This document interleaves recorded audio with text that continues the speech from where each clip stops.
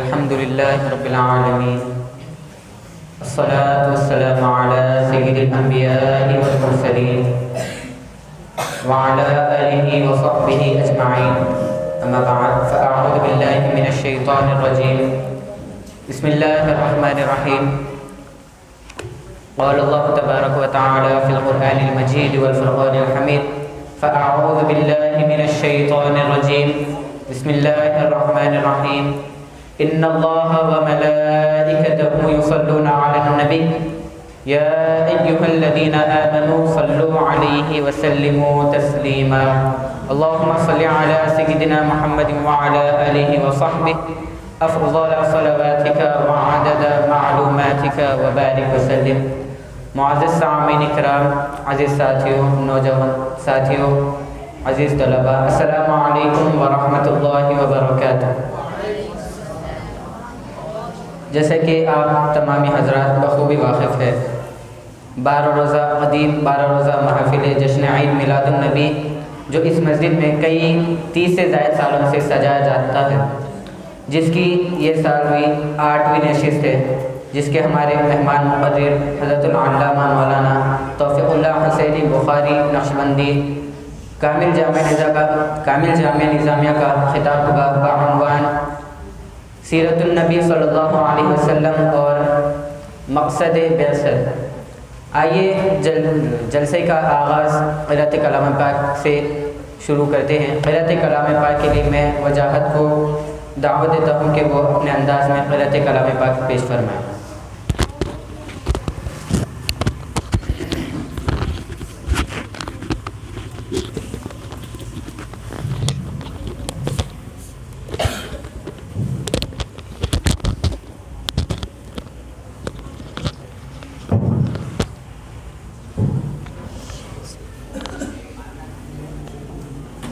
السلام علیکم ورحمۃ اللہ وبرکاتہ.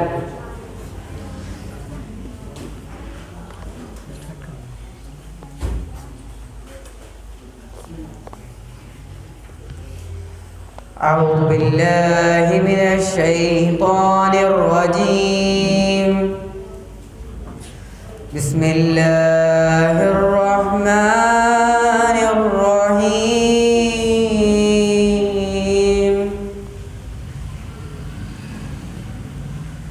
سنت ما قد ارسلنا قبلك من رسلنا ولا تجد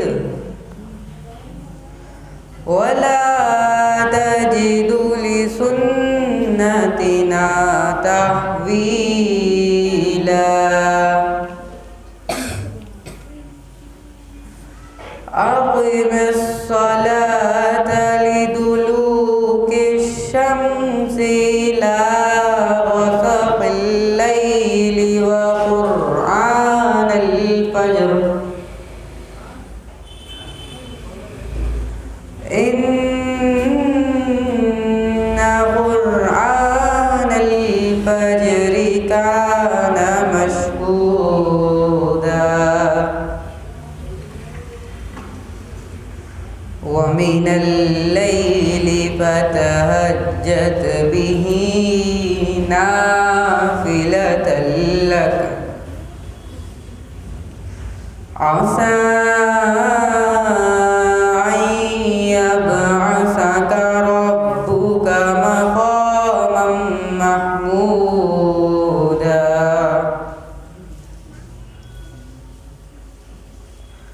وقل رب ادخلني مدخل صدق واخرجني مخرج صدق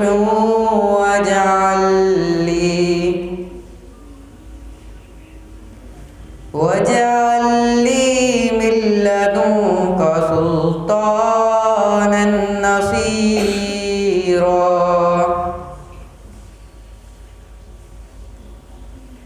وقل جاء الحق وزهق الباطل إن الباطل كان زهوقا.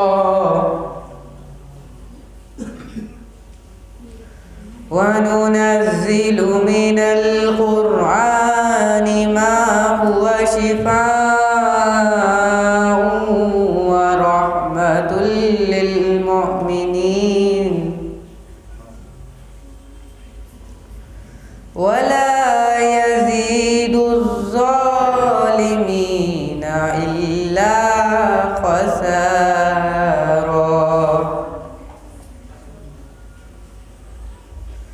وإذا أنعمنا على الإنسان أعرض ونأى بجانبه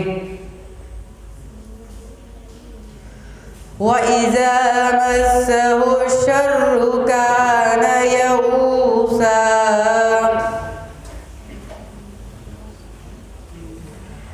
قل كل يعمل على شاكلته فربكم عالم بمن هو أهدى سبيلا.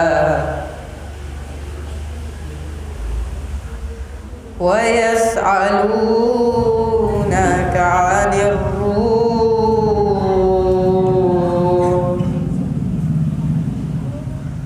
قل الروح من أمر ربي وما أوتيتم من العلم إلا قليلا. صدق الله العظيم وصدق رسوله النبي الكريم. ماشاءاللہ یہ ایک تقسیم محمد وجہ ہے جو آئیے جلسے کی کارروائی کو آگے بڑھاتے ہوئے میں نعت شریف کے لیے محمد مزمل قادری کو دعوت دیتا ہوں کہ وہ نعت شریف سنانے کی سعادت حاصل فرمائیں.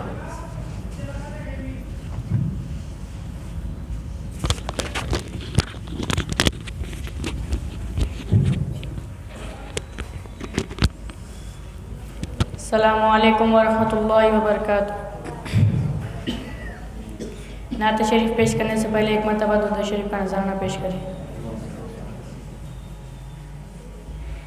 اے کاش تصور میں مدینے کی گلی ہو، اے کاش تصور میں مدینے کی گلی ہو، اے کاش تصور میں مدینے کی گلی ہو، اے کاش تصور میں مدینے کی گلی ہو، اور یاد محمد بھی میرے دل میں بسی ہو، اور یاد محمد بھی میرے دل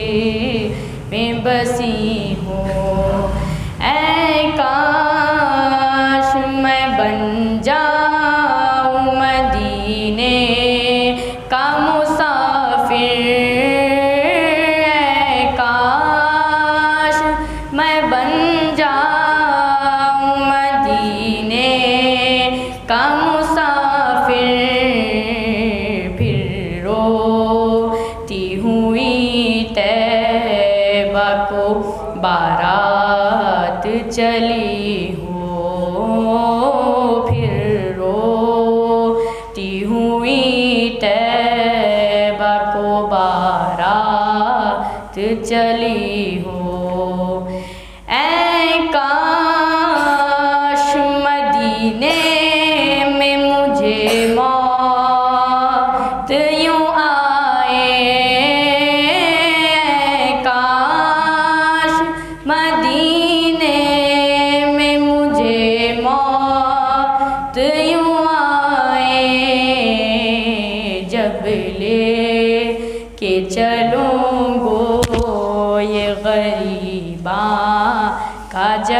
جنازہ جب لے کے چلوں گو یہ غریباں کا جنازہ، جس وقت جس چوکٹ پہ تیرے سر ہو میری روح چلی ہو، چوکٹ پہ تیرے سر ہو میری روح چلی ہو، اے کاش تصور میں مدینے کی گلی ہو، اے کاش تصور میں مدینے کی گلی ہو۔ السلام علیکم۔ یہ تھے کنسین صاحب محمد بن صاحب جو نعت شریف قرآن سنا رہے تھے۔ ہمارے آج کے مہمان محاضر حضرت العلامہ مولانا حافظ القاری محمد توفیق اللہ حسینی بخاری نقشبندی حفظہ اللہ تعالیٰ کا جامعہ نظامیہ تشریف فرما ہے۔ انشاءاللہ تعالیٰ کچھ ہی دیر میں حضرت کا خطاب ہوگا۔ حضرت کے خطاب سے پہلے ہمارے شہر حیدرآباد کے مشہور و معروف نعت خواں قاری اسد اللہ شریف صاحب سے میں ادباً التماس کرتا ہوں کہ وہ نعت شریف قرآن سنانے کی سعادت حاصل کریں۔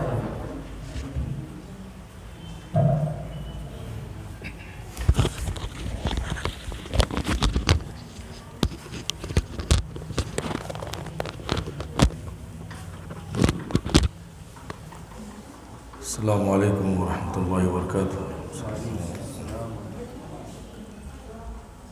خاک و سورج سے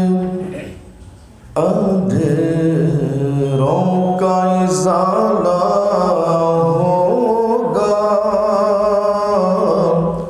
خاک و سورج سے یا رسول خاک و سورج سے اندھیروں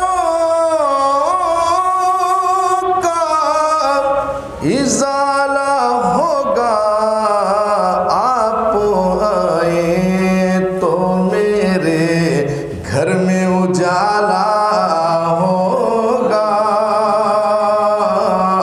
آپ آئے تو میرے گھر میں اجالا ہوگا، آپ آئے تو میرے گھر میں اجالا ہوگا۔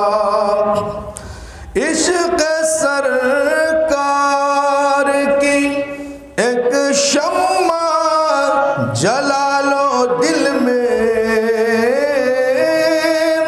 عشق سرکار کی ایک شمع جلا لو دل میں، بعد مرنے کے لحد میں بھی اجالا ہوگا،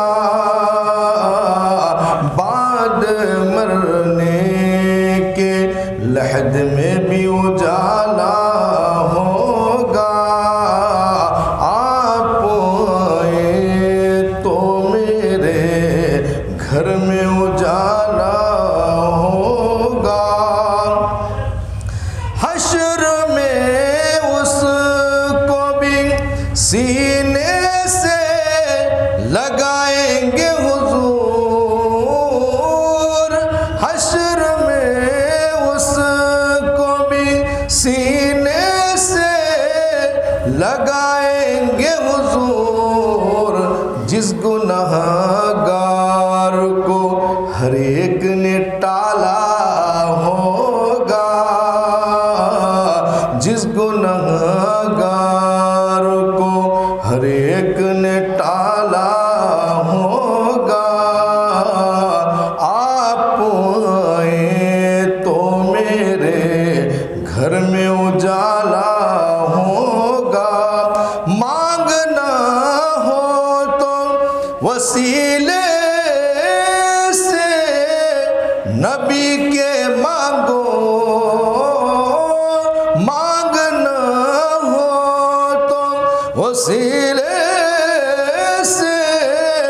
نبی کے مانگو اس وسیلے سے کرم اور دوبالا ہوگا، اس وسیلے سے کرم اور دوبالا ہوگا۔ آپ آئے تو میرے گھر میں اجالا ہوگا۔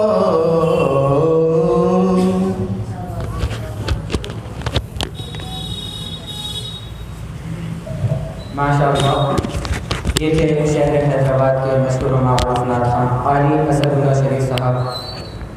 آئیے جلسے کو آگے بڑھاتے ہوئے میں حضرت العلامہ مولانا ڈاکٹر حافظ القاری سید شاہ خلیل اللہ وحید بخاری صاحب کا لکھا ہوا ترانہ میلاد پیش کرنے کے لیے ایان مسلمان کو دعوت دیتا ہوں کہ وہ آئے اور سنانے کی سعادت حاصل کریں۔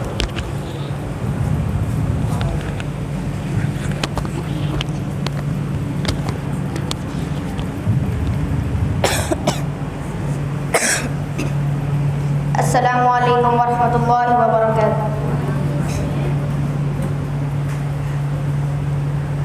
آمد مصطفیٰ سے یہ مہکا چمن سج گئی ہے، زمین سارا چمکا زمن، نور احمد سے روشن یہ سارا گگن، بولی ہر ایک کلی بولا سارا دن، نور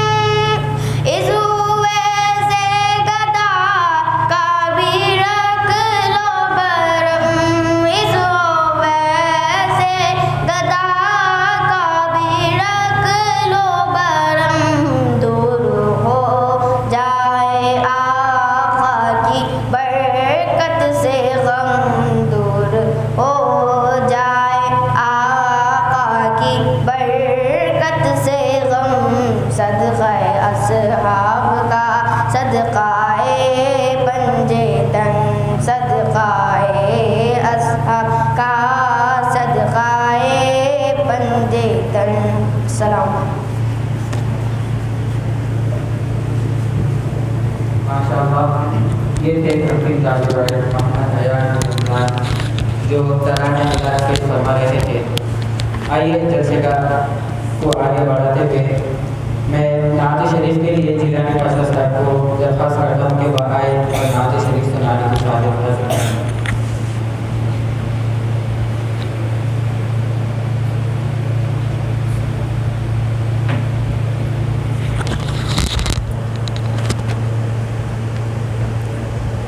السلام علیکم ورحمۃ اللہ وبرکاتہ.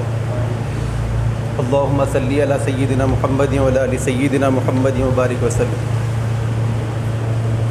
جب محمد ملے تو ملی زندگی. جب محمد ملے تو ملی زندگی. جب محمد ملے تو ملی زندگی. جب محمد ملے تو ملی زندگی. زندگی کو ملی ایک نئی زندگی. زندگی کو ملی ایک نئی زندگی. جب ہمیں آپ کی رہبری مل گئی. جب ہمیں آپ کی رہبری مل گئی. دین و ایمان کی روشنی مل گئی. دین و ایمان کی روشنی مل گئی. سادگی مل گئی. عاجزی مل گئی. سادگی مل گئی. عاجزی مل گئی. بندہ پرور ملے.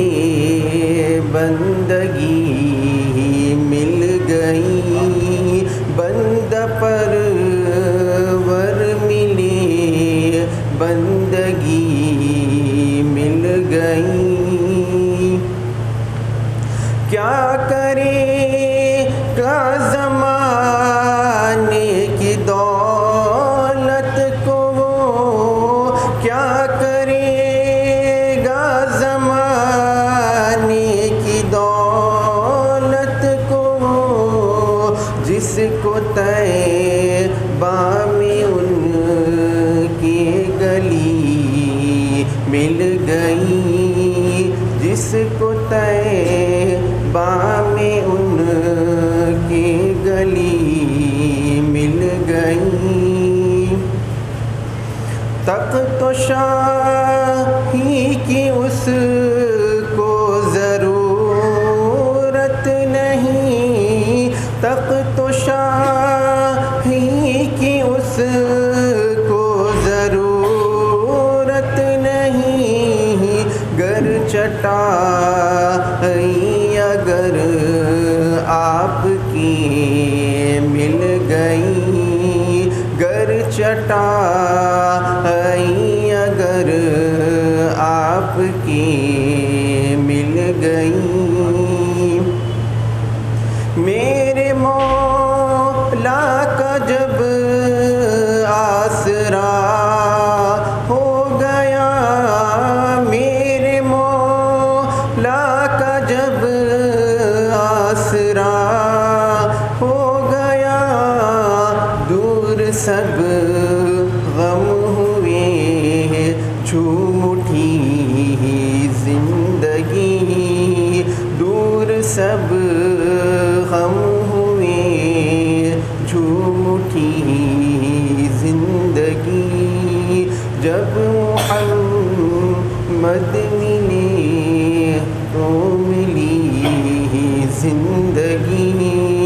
زندگی کو ملی ایک نئی زندگی. سلام. ماشاء اللہ. یہ کہ محمد جیلانی بشار جو حضور اکرم صلی اللہ علیہ وسلم کی نعت سنا رہے تھے. آئیے اس سے پہلے کہ حضرت والا کا خطاب ہو، میں مرزا نظام کے صاحب سے گزارش کرتا ہوں کہ وہ اپنے افتتاحی کلمات پیش فرمائیں.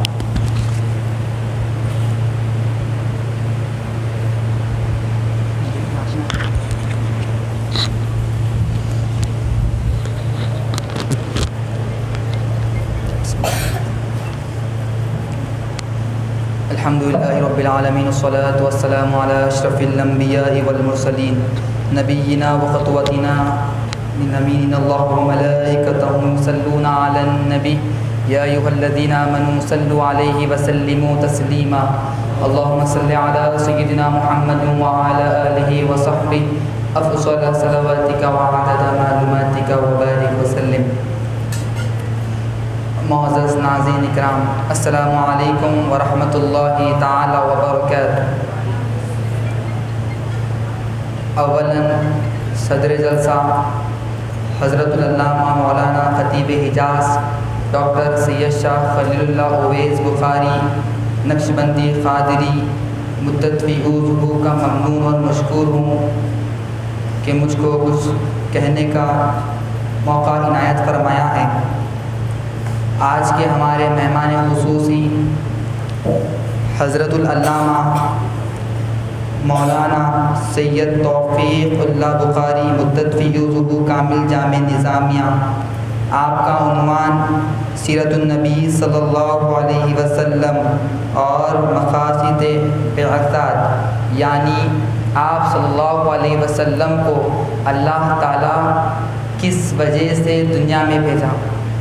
عزیزان علی قدر، اللہ تعالیٰ قرآن مجید فرقان حمید میں ارشاد فرماتا ہے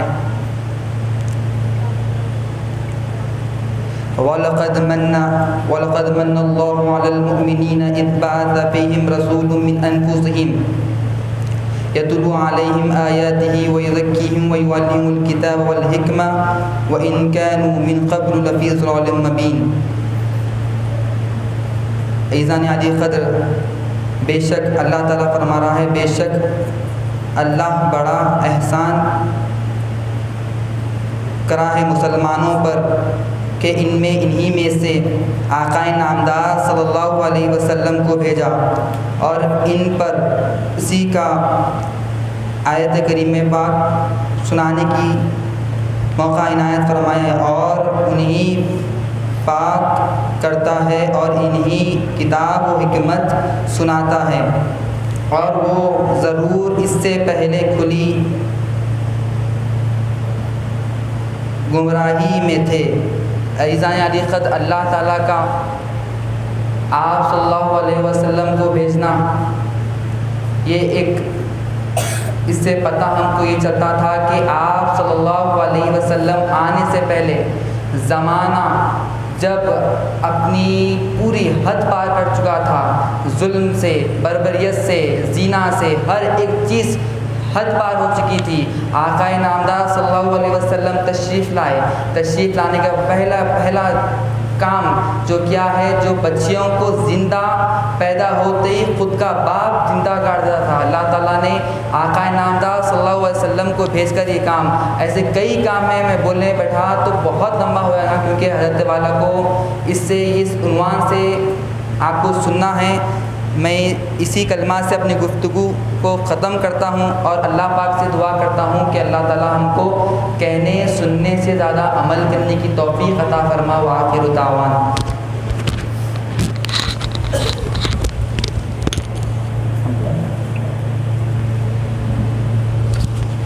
ماشاء اللہ. یہ تھے جناب مرزا رضوان بیگ. آئیے حضرت والا کے خطاب سے پہلے حضرت کے گلگوشی کے لیے میں منظور صاحب سے گزارش کرتا ہوں کہ وہ گلگوشی اور شارگوشی فرمائیں.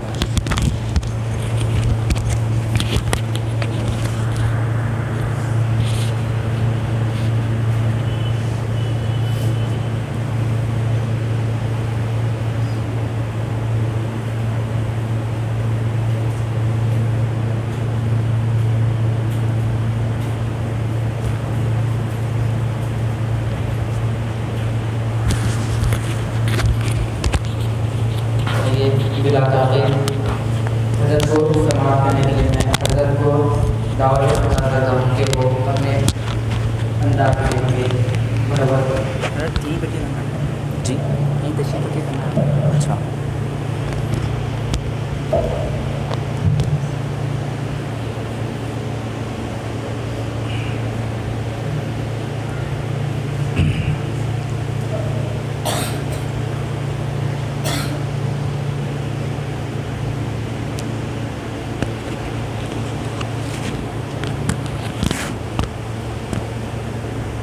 الحمد للہ الحمد للہ کفا وسلام علی عباده الذین اصطفى اما بعد قال اللہ تبارک وتعالی فی القرآن المجید والفرقان الحمید اعوذ باللہ من الشیطان الرجیم بسم اللہ الرحمن الرحیم والذی بعث فی الأمیین رسولا من انفسهم رسولا منهم يتلو عليهم آياته ويزكيهم ويعلمهم الكتاب والحكمة صدق الله مولانا العظيم وصدق رسوله النبي الأمين الكريم ونحن على ذلك لمن الشاهدين والشاكرين والحمد لله رب العالمين.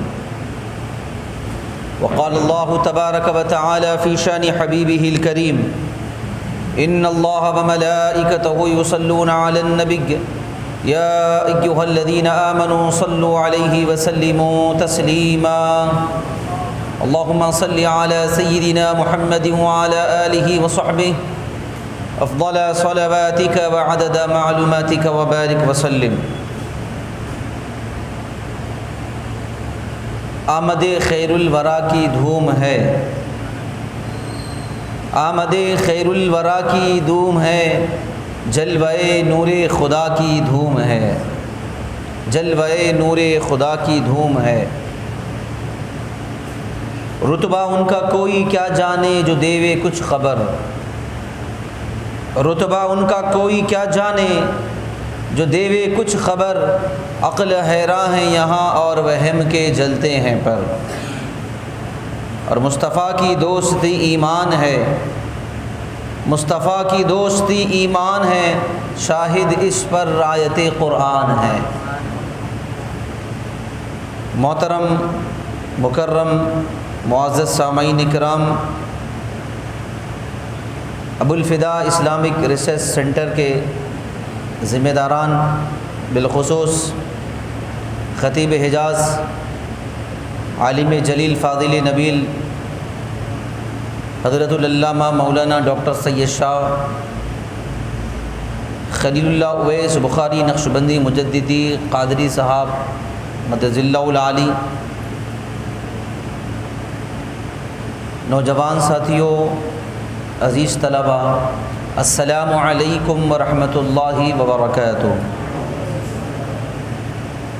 الحمدللہ کافی دیر سے آپ حضرات سرکار مدینہ صلی اللہ علیہ وسلم کی نعت پاک سن رہے ہیں، حضور کی ثنا خوانی کو سماعت فرما رہے ہیں. اور آج جس عنوان پر، جس ٹاپک پر میں آپ کی خدمت میں جو پیغام دینے کی سعادت حاصل کروں گا وہ ہے سیرت الرسول صلی اللہ علیہ وسلم اور بعثت کا مقصد، مقاصد بعثت. نبی کریم علیہ الصلاۃ والسلام کی دنیا میں تشریف آوری کے مقاصد کیا ہیں. میرا مسئلہ یہ ہے کہ جتنے سامنے ہوتے ہیں نا، چاہے وہ بچے ہی کیوں نہ ہو، اب میری نظر پہلی لائن سے لے کر، پہلی لائن سمجھ رہے نا، پہلی لائن، دوسری لائن، تیسری لائن، آپ لوگوں کو بھی بول رہا ہوں میں، آخر تک ہے نظر. جب تک آپ کی نظر میری نظر میں ہے، میری گفتگو چل رہی. اگر آپ نظریں پھیر لیے تو میری بات ختم. ٹھیک ہے، کیونکہ میں آپ حضرات سے ملاقات کے لیے، آپ سے گفتگو کے لیے آیا. اب آپ سے اگر کوئی، یوں سمجھیے اگر آپ کسی سے ملنے کے لیے جائیں اور اگر ملنے والے آپ کو بلائیں، اپنے گھر میں بٹھائے اور سامنے بھی بیٹھے ہوئے آپ کے، لیکن جب بات کرنے کا وقت آ رہا انہوں آپ کو نہیں دیکھ رہے، اپنی نظر پھیر لے رہے ہیں، تو پھر کیا کرتے آپ؟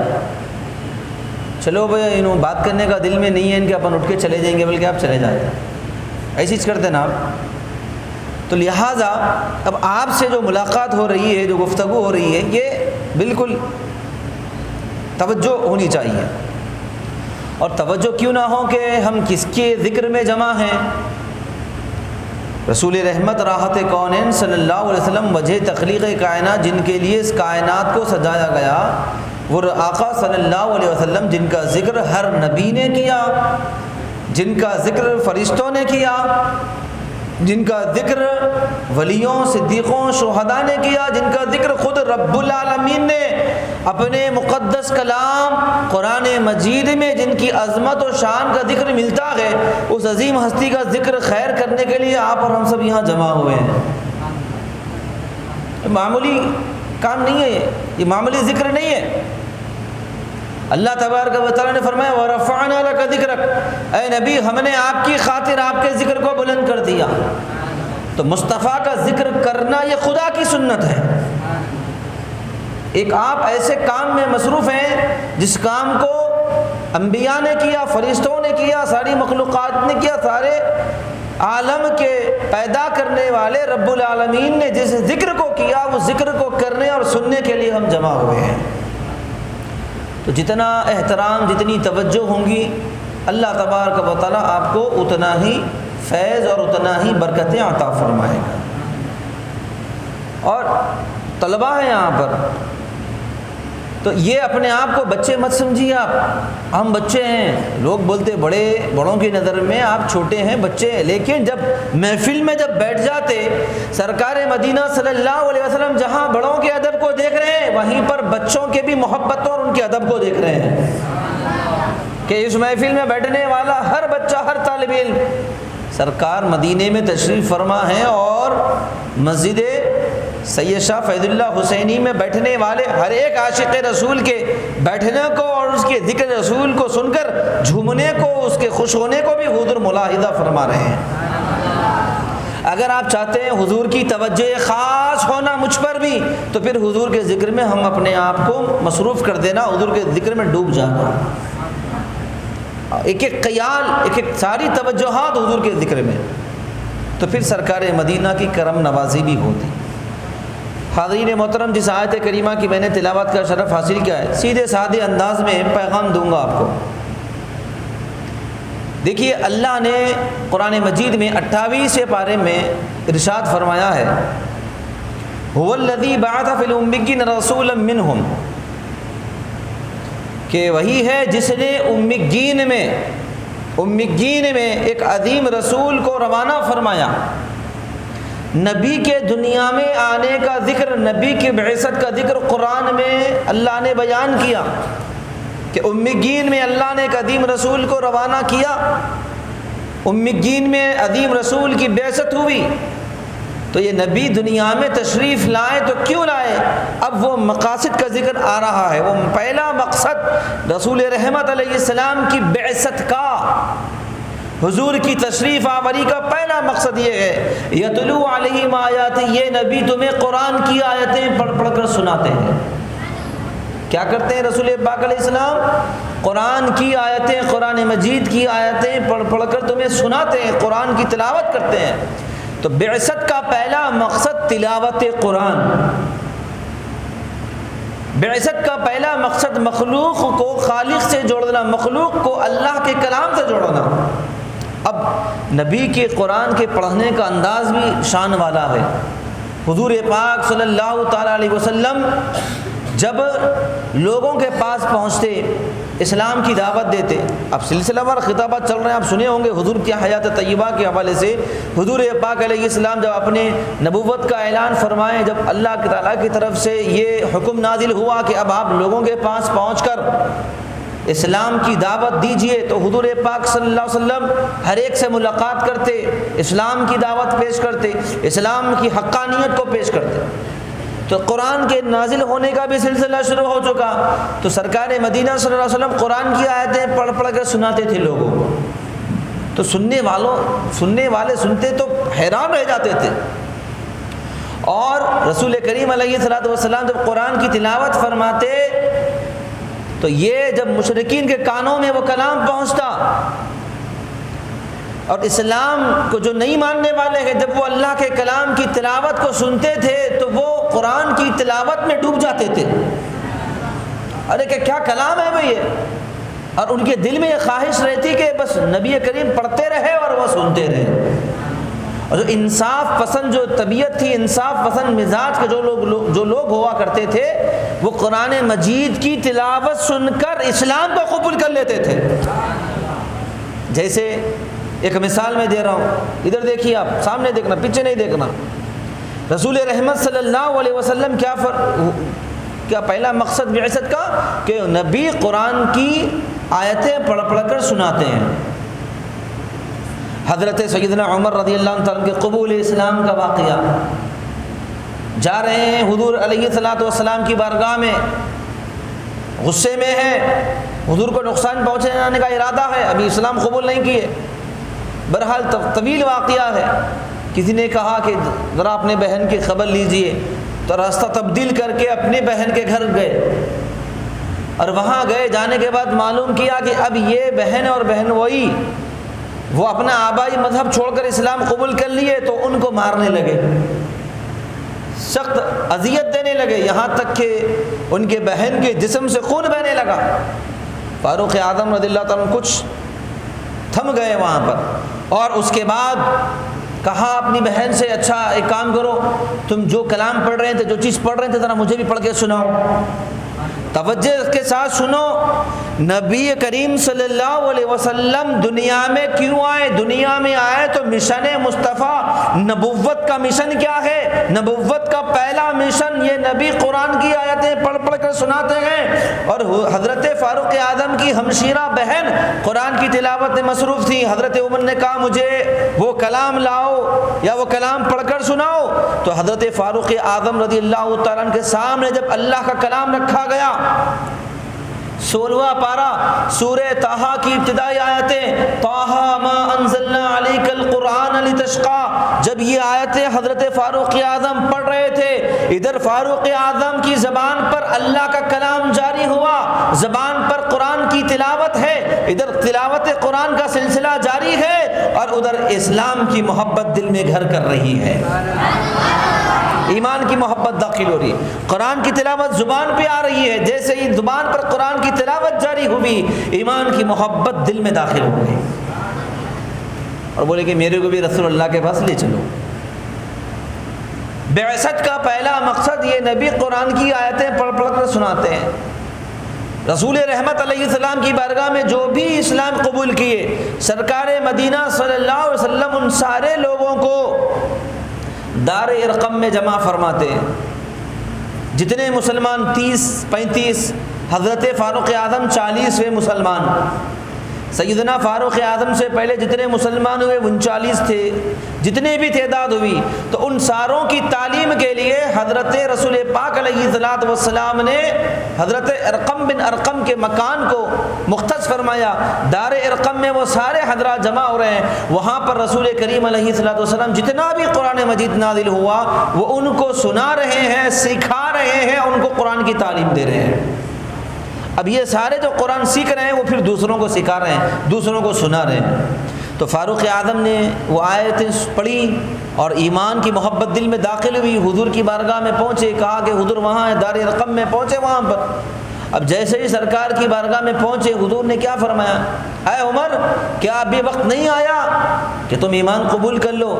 رسول کریم علیہ السلام کے زبان مبارک سے کلمات نکلنا تھا. فاروق اعظم رضی اللہ تعالیٰ عنہ حضور کی بارگاہ میں تشریف فرما ہوتے ہیں, اپنے سر انور کو جھکاتے ہیں, عرض کرتے ہیں یا رسول اللہ صلی اللہ علیہ وسلم, عمر آیا اسی لیے, حضور اپنا دست اقدس آگے بڑھائیے تاکہ میں اپنا ہاتھ آپ کو دوں. یا رسول اللہ عمر کے ہاتھ کو تھام لیجئے اور اس کو اسلام کی دولت سے مشرف فرما دیجئے.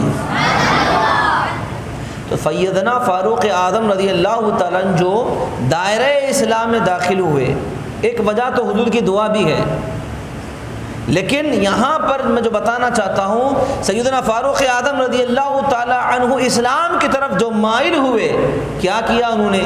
قرآن کی تلاوت، سورہ طٰہٰ کی ابتدائی آیت۔ تو یہ نبی رحمت صلی اللہ علیہ وسلم قرآن کی آیتیں پڑھ پڑھ کر سناتے ہیں۔ اچھا آپ دیکھو، حضرت ابوبکر صدیق رضی اللہ تعالیٰ عنہ بھی بڑے حضرات میں، مردوں میں سب سے پہلے اسلام قبول کرنے والے سابقین الاولین میں شمار ہیں۔ حضرت ابوبکر صدیق رضی اللہ تعالیٰ عنہ کو قرآن سے ایسی محبت، تلاوت قرآن سے، تلاوت قرآن کے بغیر حضرت ابوبکر کا نہ دن گزرتا نہ رات کٹتی۔ تلاوت قرآن سے ایسا تعلق، تلاوت قرآن سے ایسا خاص لگاؤ ہو گیا کہ اس کے بغیر نہ دن گزرتا نہ رات گزرتی۔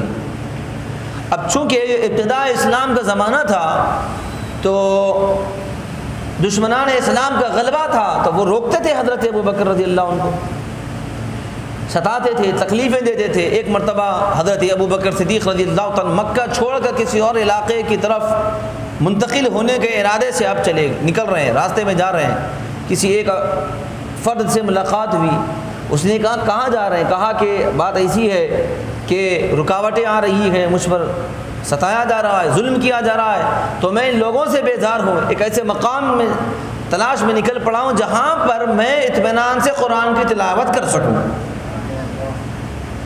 تو غالباً وہ ایک قبیلے کا سردار تھا، ابن دجنہ شاید اس کا نام تھا، تو اس نے کہا کہ آپ جیسا ہمدرد، قوم کا ہمدرد، عوام کا ہمدرد، انسانیت کا ہمدرد، جو انسانیت کا خیرخواہ ہے، غریبوں کا خیرخواہ ہے، جو یتیموں کا خیرخواہ ہے، جو مظلوم انسانیت کا مسیحا ہے، آپ جیسے لوگوں کی ہمارے معاشرے کو ضرورت ہے۔ آپ مت جائیے، آپ واپس آئیے اپنے مکان پر، میں آپ کو اپنی امان میں لیتا ہوں۔ اگر عربوں میں طریقہ تھا، اگر کوئی سردار، کوئی اگر غالب آدمی، کوئی اگر طاقتور آدمی اگر یہ کہتے بااثر آدمی کہ فلاں بندہ میری امان میں ہے، تو پھر اس کو کوئی نقصان نہیں پہنچا سکتا، وہ ان کی امان میں چلا جاتا ہے، یعنی شیورٹی مل جاتی ہے۔ تو چنانچہ حضرت ابوبکر واپس آئے تو یہ ابن دجنہ نے کیا کہا کہ ایک کنڈیشن ہے، شرط یہ ہے کہ آپ پڑھو قرآن، لیکن آواز کے ساتھ باواز بلند نہیں پڑھنا، آہستہ سے پڑھیے۔ اچھی بات ہے، واپس آ گئے۔ لیکن جب رات ہوئی، حضرت ابوبکر صدیق عبادت میں ٹھہر گئے، اب قرآن کی تلاوت کرنے لگ گئے۔ اللہ کا کلام ہے وہ، اور جب وہ کلام میں جب وہ ڈوب جاتے تو ان کو محسوس نہیں ہوتا کہ وہ آہستہ پڑھ رہے ہیں، زور سے پڑھ رہے ہیں۔ وہ ایسا لطف تھا قرآن کی تلاوت میں، حضرت ابوبکر تلاوت قرآن پڑھتے، اللہ کے کلام میں وہ گم ہو جاتے تھے، ان کو خبر نہیں ہوتی کہ آہستہ پڑھ رہے ہیں یا باواز بلند پڑھ رہے ہیں۔ تو اب وہ پڑھتے پڑھتے حضرت ابوبکر صدیق کی آواز اونچی ہو گئی، بلند ہو گئی۔ وہ قرآن کی آواز جو گونج رہی تھی، وہ گھر کے باہر نکل کر آواز اطراف و اکناف کے گھروں میں حضرت ابوبکر کی قرآن کی تلاوت کی آواز پہنچ رہی ہے۔ سارے مکے والے پریشان ہیں کہ ان کے گھر کی عورتیں، ان کے گھر کے بچے اپنے گھروں کو، بستروں کو چھوڑ کر حضرت ابوبکر جس مکان میں عبادت کر رہے ہیں اس مکان کی طرف، وہ سارے مکان کو گھیر لیے، اس کے دروازے پر، اس کی کھڑکیوں پر، اس کے دیواروں پر کان لگا کر قرآن کی تلاوت کو سن رہے ہیں۔ یہ مکے کے سارے سردار پریشان، یہ کیا ہو گیا؟ صبح ہوئی، سارے لوگ ابن دجنہ پر ٹوٹ پڑے۔ ابن دجنہ نے کہا اے ابوبکر، میں نے آپ سے کہا تھا کہ قرآن پڑھیے لیکن آہستہ پڑھیے، لیکن آپ تو جو ہے آپ وعدہ کے مطابق نہیں بلکہ آپ بابا سے بلند پڑھ رہے ہیں۔ تو حضرت ابوبکر صدیق نے کہا کہ اے ابن دجنہ، تو یہ چاہتا ہے کہ میں آہستہ پڑھوں اور تو کہتا ہے کہ اگر میں آہستہ نہ پڑھوں تو اپنی امان واپس لے لے گا۔ سن، اللہ کا کلام ابو بکر کو اتنا عزیز ہے، ابو بکر کلام الہی کی تلاوت کی خاطر تیری امان تجھے لوٹاتا ہے، مجھے کسی کی امان کی ضرورت نہیں ہے۔ یہ کہہ کر حضرت ابوبکر وہاں سے نکل پڑے، ضرورت نہیں ہے میرے کو کسی کی۔ قرآن مجید کی تلاوت کے لیے حضرت ابوبکر اپنا محلہ چھوڑنے کے لیے تیار ہو گئے۔ کس کے لیے؟ تلاوت قرآن کے لیے۔ اب یہاں پر آپ مدرسہ بھی ہے، طلباء تعلیم بھی حاصل کرتے ہیں۔ اب میرے کو بتائیے بھئی، آپ لوگوں سے سوال ہے، آپ گھر سے عربی پڑھنے کے لیے، قرآن پڑھنے کے لیے نکلے یہاں پر مسجد حضرت سید شاہ فیض اللہ حسینی کو اگر آپ آ رہے ہیں تو کتنے جنے روک رہے ہیں آپ لوگوں کو؟ کیسا جاتے تم، قرآن کیسا پڑھتے تم؟ کوئی روکے آپ کو؟ نہیں روکے. لیکن دیکھو وہ دور کیسا دور تھا، قرآن کی تلاوت پر بھی پابندی. یہاں آپ باواز بلند آپ اللہ کے کلام کی تلاوت کر رہے ہیں، آپ مائک کے اندر نعت بھی پڑھ رہے ہیں، اللہ کا کلام بھی پڑھ رہے ہیں، سورے بھی پڑھ کے سنا رہے ہیں. ابھی قاری صاحب قرات کلام پاک بھی پیش کیے. کیا ان کو کوئی روکے؟ کیا آگے کوئی رکنے والا ہے؟ کیا کوئی ستانے والا ہے؟ نہیں. ابھی جس دور میں آپ اور ہم ہیں یہ تو سرکار مدینہ کی محنتوں کا صدقہ، صحابہ کی محنتوں کا صدقہ اور شہداء کی محنتوں کا صدقہ، صدیقین اولیاء اللہ کی محنتوں کا صدقہ، علماء کی محنتوں کا صدقہ ہے کہ آج دین اتنا عام ہے، اسلام عام ہے کہ ہم ہندوستان کی دھرتی پر بھی ایسے ماحول میں بھی ہم باواز بلند قرآن کی تلاوت کر رہے ہیں. آپ کو پوری آزادی ہے قرآن کی تلاوت کی، لیکن اس دور میں قرآن کو باواز بلند پڑھنے پر پابندی دی. لیکن حضرت ابوبکر صدیق رضی اللہ تعالیٰ چاہتے تو آہستہ بھی پڑھ سکتے تھے، لیکن ان کو آہستہ پڑھنے پر وہ سکون نہ ملتا جو بلند آواز سے پڑھنے پر ملا کرتا تھا.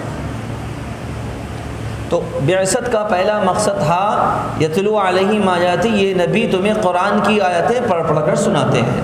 تو جتنے بچے مدرسے میں ہیں اور جو لوگ روزانہ قرآن کی تلاوت کرتے ہیں، مبارک ہو آپ کو. آپ کون سا مشن، کس مشن پر ہیں آپ، کون سا کام کر رہے ہیں؟ یہ نبوی مشن ہے. قرآن کی تلاوت، قرآن کی تلاوت، قرآن کو پڑھنا، قرآن کو سیکھنا، قرآن کو سکھانا نبوت کا پہلا مشن ہے.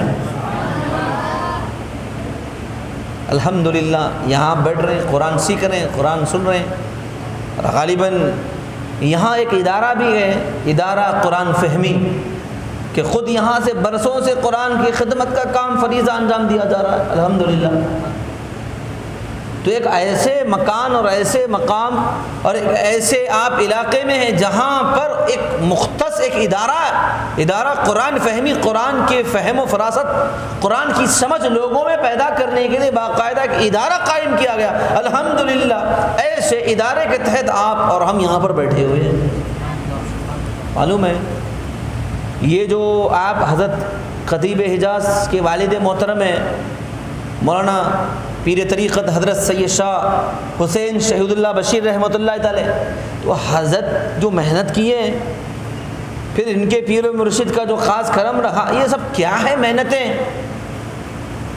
یہ سب محنتیں کیا ہیں؟ یہ سب وہ کام کر رہے ہیں آنے والے لوگوں کے ایمان اور عقیدے کی حفاظت کے لیے، وہ ساری محنتیں ہیں. اور یہ آج ہمارے درمیان میں رہی ہیں نہیں ہیں، لیکن جب تک رہے جانے سے پہلے انہوں نے آنے والی نسل کے تربیت کے لیے، ان کے ایمان اور عقیدے کی حفاظت کے لیے جو اداروں کو قائم فرمایا ہے. یقیناً آج جو طلباء یہاں پڑھ رہے ہیں، جو لوگ یہاں سے استفادہ کر رہے ہیں، اب آپ کی ذمہ داری ہے کہ اگر صحیح خراج عقیدت ان شخصیتوں کو اگر پیش کرنا ہے تو پھر ان اداروں کی قدر بھی کرنا اور ان سے خوب فائدہ بھی حاصل کرنا، دل لگا کر پڑھنا اور محنت کے ساتھ یہاں پر آنا، پورا وقت لگانا.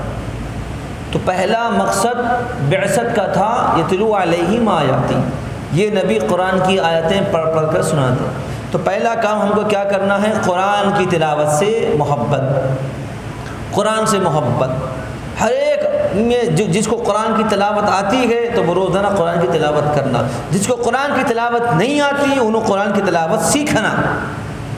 حضور پاک علیہ الصلوۃ والسلام فرمائیں جس گھر میں اللہ کا کلام پڑھا جاتا اس گھر میں بے شمار اللہ کی برکتیں داخل ہو جاتی، اس گھر میں برکت داخل، شیاطین دور ہو جاتے، رزق میں برکت، عمر میں برکت، صحت میں برکت، اور شیاطین دور، آفات و بلایات دور ہو جاتے، فرشتے داخل ہو جاتے. اب گھر میں تلاوت نہیں ہے تو پھر کوناتے معلوم، شیطانوں کا بسیرا ہو جاتا. اور ایک بات سنو، بسم اللہ الرحمن الرحیم بات نکلی. بسم اللہ الرحمن الرحیم بھی قرآن مجید کی آیت کا حصہ ہے. 19 پارے میں بسم اللہ الرحمن الرحیم قرآن کی آیت ہے مستقل. تو بسم اللہ الرحمن الرحیم، بسم اللہ کی بڑی فضیلت ہے. ہر کام کرنے سے پہلے بسم اللہ پڑھنا. ہر کام کی شروعات بسم اللہ سے کرنا. سنتے نا بھائی آپ لوگ, میں بتا رہا ہوں کہ یہ قرآن کی وہ آیت ہے بسم اللہ. اگر آپ گھر میں داخل ہونے سے پہلے بسم اللہ پڑھ کر داخل ہو گئے تو شیطان وہیں رک جاتا اور یہ بولتا کہ اس گھر میں رہنے کے لیے کوئی ٹھکانہ نہیں ہے ہمارا.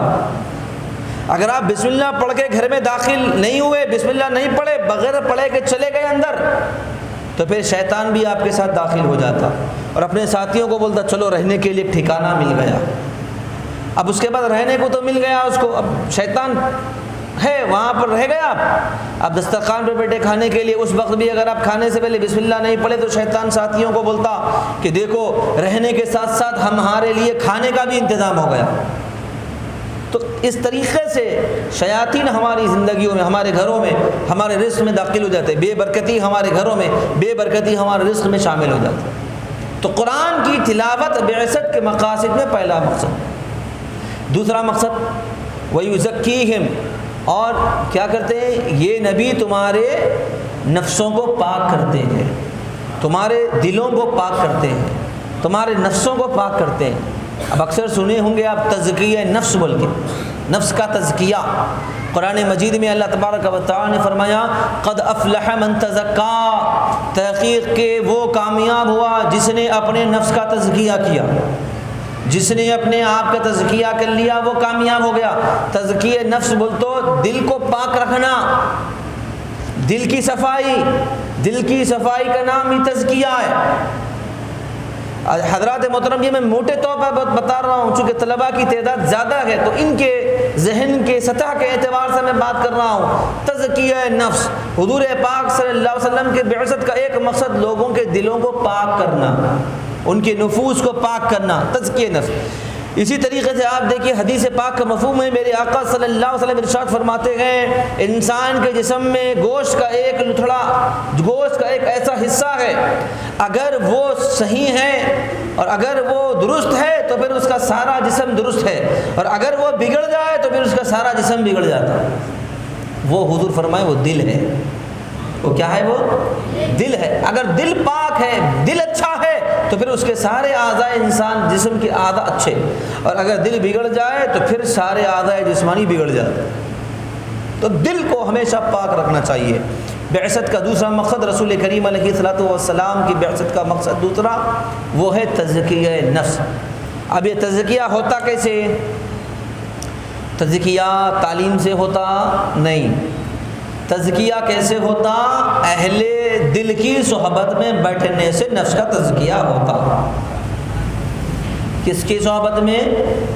اہل دل کی, اہل علم کی, اہل سلسلہ کی. الحمدللہ آپ سب کو تو یہ نسبتیں حاصل ہے, لیکن میں بتا رہا ہوں کہ یہ صحبت کی برکت, جو اللہ والوں کی صحبت کی جو برکت ہے, یہ نفس کا تزکیہ یہ عبادت سے نہیں ہوتا, یہ مجاہدے سے نہیں ہوتا. یہ نفس کا تزکیہ اہل دل کی اور اہل ذکر کی صحبت, ان کی سنگت میں بیٹھنے سے نفس کا تزکیہ ہوتا. ماشاء اللہ. حضرات محترم, تزکیہ نفس اس کو ہم اہمیت نہیں دیتے. یہ نبوت کے مقاصد میں دوسرا مقصد ہے. یہ کوئی معمولی بات نہیں ہے, یہ کوئی معمولی مشن نہیں ہے, یہ نبوت کا مشن ہے. اور اہل علم کی صحبت, اہل دل کی صحبت, اہل ذکر کی صحبت ہمارے لیے لازم ہے, ضروری ہے. اس لیے کہ رسول کریم علیہ الصلوۃ والسلام کیا کرتے ہیں؟ لوگوں کے نفسوں کو پاک کرتے ہیں, دلوں کو پاک کرتے ہیں. اور یہ پاکیزگی کیسے ملتی ہے؟ اہل دل, اہل ذکر کی صحبت میں بیٹھنے سے یہ پاکیزگی ہم کو حاصل ہوتی ہے.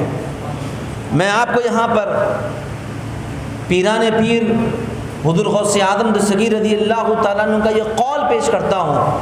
حضور غوث اعظم دستگیر رضی اللہ تعالیٰ عنہ نے غنیت الطالبین میں یہ ارشاد فرمایا ہے, لوگوں سنو, تمہارے دل کا, تمہارے قلب کا تصفیہ, تزکیہ یہ کیسے ہو سکتا ہے؟ یہ تمہارے نفس کا تزکیہ.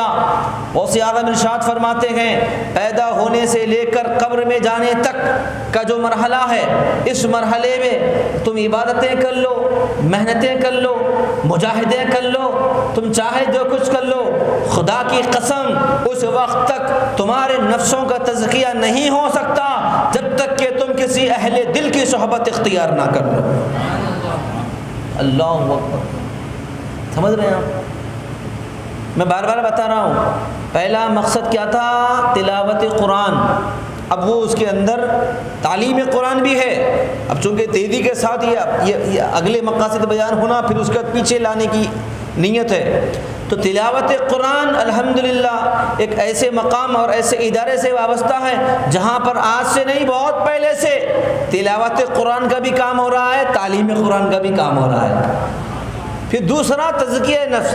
تزکیہ نفس کی جہاں تک بات ہے، اس کے لیے بھی آپ کو کوئی مسئلہ نہیں ہے، میں آپ کو دو تین چیزوں کی فکر دے رہا ہوں۔ آپ کو دیکھنا چاہیے نبی کی بعثت، نبی کے دنیا میں تشریف آوری کا جو مقصد ہے، ہماری زندگیوں کا بھی یہی مقصد ہونا چاہیے۔ طلباء ہیں یہاں پر، بچے، آپ یہ ذہن میں بٹھا لیں، آپ ذہن نشی کر لیں، جو نبی کی زندگی کا مقصد تھا انشاءاللہ ہماری زندگی کا بھی یہی مقصد رہے گا۔ پہلا مقصد تو تلاوت قرآن، تعلیم قرآن۔ الحمدللہ ایسے ادارے سے، ایسے مقام سے وابستہ ہیں کہ تعلیم قرآن بھی ہے، فہم قرآن بھی ہے۔ پھر دوسرا تزکیہ نفس۔ الحمدللہ تزکیہ، اب تو یہ تھا کہ بھئی تعلیم قرآن تو تعلیم تو لے رہے ہیں یہاں پر، اور تفہیم بھی لے رہی، تلاوت بھی مل جا رہی، اب تزکیے کے واسطے کہاں جانا؟ تو مسجد حضرت سید شاہ فیض اللہ حسینی میں پڑھنے والے طلباء ہیں، آنے والے مصلیاں ہیں، یہاں اطراف و اکناف میں رہنے والے محلے کے بھائی، تعلیم اور تلاوت تو مل رہی ہے، اب تزکیے کے واسطے کہاں جائیں گے؟ تو کہیں جانے کی ضرورت نہیں ہے۔ الحمدللہ پیر طریقت مولانا سید شاہ حسین شہید اللہ بشیر رحمۃ اللہ تعالی علیہ کے جانشین الحمدللہ آپ کو قرآن کی تلاوت بھی عطا کرتے ہیں، قرآن کی تعلیم بھی دیتے ہیں۔ انشاءاللہ صحبت میں بیٹھ جائیے، نفس کا تزکیہ بھی ہو جائے گا، کہیں جانے کی ضرورت نہیں ہے۔ تو دوسرا مقصد بھی یہیں پر پورا ہو جا رہا ہے۔ لیکن میں بول رہا ہوں آپ کو، یہ تو خیر ایک ظاہری علم کی محفلیں ہوتی، بعض محفلیں ہوتی جو اہل سلسلہ میں جس کو شریک ہونا ضروری ہوتا، تربیت کے اعتبار سے، سلسلے کے اعتبار سے، تصوف کے اعتبار سے، تو ان محفلوں کو آپ مس نہیں کرنا، کیونکہ آپ کا تزکیہ یہاں نہیں ہوتا، آپ کا تزکیہ ان محفلوں میں ہوتا۔ اور نبوت کے مقاصد میں سے دوسرا مقصد ہے کہ تحقیق کے وہی کامیاب ہوا جس نے اپنے نفس کو پاک کر لیا۔ قد افلح من تزکا، قد افلح من زکا، جا بجا اللہ رب کریم نے ترغیب دی ہے کہ میرے نزدیک کامیاب وہی ہے، قرآن کے نزدیک کامیاب وہ ہے جس نے اپنے نفس کا تزکیہ کر لیا۔ اور یہ تزکیہ کیسے ہو سکتا ہے؟ صحبت سے ہو سکتا ہے۔ اب اس کے حوالے سے میں آپ کو بتاؤں خلاصے کے طور پر ایک لائن بولیا، ایک شعر کہ نہ کالج سے نہ کتابوں سے نہ گھر سے پیدا، نہ کالج سے نہ کتابوں سے نہ زر سے پیدا، دین ہوتا ہے بزرگوں کی نظر سے پیدا۔ الحمدللہ حضرت قبلہ خود ماشاءاللہ اچھے شخصیت کے جانشین ہیں، پھر وقتاً فوقتاً بڑی بڑی شخصیات کو لاتے ہیں، بڑے بڑے علماء آتے ہیں، بڑے بڑے بزرگ ترین ہستیاں آتے ہیں۔ تو یہ جو علماء کی آمد کا سلسلہ ہے یہ بھی معمولی نہیں ہے، ان کی صحبت الحمدللہ، ان میں جو اہل دل، اہل علم، اہل ذکر ہے، ان کی صحبت میں بیٹھیں گے انشاءاللہ تلاوت قرآن، فہم قرآن بھی ہے، اور ساتھ ساتھ نفس کا تزکیہ بھی ہو رہا ہے۔ سبحان اللہ۔ تو دوسرا مقصد رسول کریم علیہ الصلوۃ والسلام کی بعثت کا نفس کا تزکیہ کیسے ہوتا وہ میں بتا دیا۔ تیسری بات یہ ہے کہ حضور پاک علیہ الصلوۃ والسلام کی بعثت کے مقاصد میں وہ ہے وَيُعَلِّمُهُمُ الْكِتَابَ وَالْحِكْمَةَ، یہ نبی تم کو کتاب اور حکمت کی تعلیم دیتے ہیں۔ کتاب سے مراد قرآن مجید ہی ہے، کتاب سے مراد شریعت کے علوم آپ لے سکتے ہیں، کتاب و حکمت کی تعلیم دیتے ہیں رسول کریم علیہ السلام۔ اب یہاں پر عہد نبوی کا نظام تعلیم و تربیت کی طرف یہاں پر اشارہ کیا جا رہا ہے۔ حضور پاک علیہ الصلوۃ والسلام کی اگر آپ سیرت پاک پڑھیں گے، حضور کی زندگی کو سنیں گے، پاک حالات اگر حضور پاک علیہ الصلوۃ والسلام کے اگر آپ سمجھنے کی کوشش کریں گے تو اس میں ہم کو تعلیم کی طرف توجہ ملتی ہے۔ حضور نے تعلیم کی طرف خاص توجہ فرمائی ہے اور لوگوں کو ترغیب دلائی ہے۔ نبوت کے مقاصد میں، نبوت کے مشن میں تیسرا مقصد کیا ہے کہ یہ نبی کریم صلی اللہ علیہ وسلم تم کو کتاب و حکمت کی تعلیم دیتے گئے۔ پہلی وہی قرآن کی جو نازل ہو رہی ہے اس کا تعلق بھی پڑھنے اور پڑھانے سے ہے، تعلیم و تعلم سے ہے۔ قرآن کے نزول کی ابتدا ہی اقرا سے ہو رہی ہے، پھر اس کے اندر جو قلم کا ذکر آ رہا ہے، پھر وہ بتا رہا ہے کہ اسلام کے اندر پڑھنے اور لکھنا یہ اہم ترین فریضہ سمجھا گیا ہے اور اس کو اہم مقام دیا گیا ہے۔ اب آپ دیکھیں کتاب و حکمت کی تعلیم کے اندر میں آپ کو بتا رہا ہوں سارے علوم آ گئے، حکمت کے اندر سارے علوم آ گئے۔ اب اس کے مفسرین اکرام نے مختلف معانی اور اس کے مختلف مفہوم بتائے ہیں۔ میں ایک اس سے ملتا جلتا معنی جو حدیث مبارک میں جس کا تذکرہ ملتا ہے بس وہ ذکر کرتا ہوں مختصر طور پر، وہ یہ کہ رسول کریم علیہ الصلوۃ والسلام نے فرمایا کہ حکمت یعنی سائنس مومن کا گمشدہ خزانہ ہے، تم اسے جہاں کہیں پاؤ حاصل کر لو۔ دیکھیے کتاب و حکمت میں سارے علوم آ گئے۔ اب یہاں پر صرف دین کا علم کا فرق نہ رہا، دین کے علوم کے ساتھ ساتھ دیگر جو علوم موجود ہیں وہ سارے علوم حکمت کے اندر آ گئے۔ پھر حضور نے اس کی تشریح بھی فرما دی، حدیث رسول سے اس کی تائید بھی ہم کو ملتی گئے۔ تب ہم کو قرآن اور حدیث کے پڑھنے کے ساتھ ساتھ وہ دیگر علوم جو اسلام کی ترقی میں مددگار ہوں گے، ہر وہ علم جو ہماری دنیا کی ترقی کے لیے، ہمارے اسلام کی ترقی کے لیے ضروری ہے، ہم کو وہ سارے علوم حاصل کرنے کی ضرورت ہے۔ سمجھ میں آیا؟ وہ سارے علوم ہماری ضرورت ہے۔ کتاب و حکمت میں وہ ساری چیزیں آ گئی۔ میں ایک واقعہ سنا رہا ہوں، اب یوں سمجھو تقریر ختم ہو گئی، ایک واقعہ قصہ طلباء کے لیے۔ قصہ یہ ہے کہ آپ دیکھیے اسلام کی جو پہلی جنگ تھی اس جنگ کا نام ہے جنگ بدر۔ کیا نام ہے؟ جنگ بدر، جو مدینہ منورہ میں بدر کے میدان میں جو یہ جنگ واقع ہوئی۔ جنگ بدر میں صحابہ کرام کی تعداد، مسلمانوں کی تعداد تھی 313 اور مخالف جو لشکر تھا اس کی تعداد کم و بیش 1000 کا لشکر جرار تھا۔ اللہ نے اس مختصر سی جماعت کو 3 گنا زیادہ طاقت رکھنے والے لشکر پر اللہ نے کامیابی عطا فرمائی، غلبہ عطا فرمایا، مسلمانوں نے جنگ میں کامیابی حاصل فرمائی۔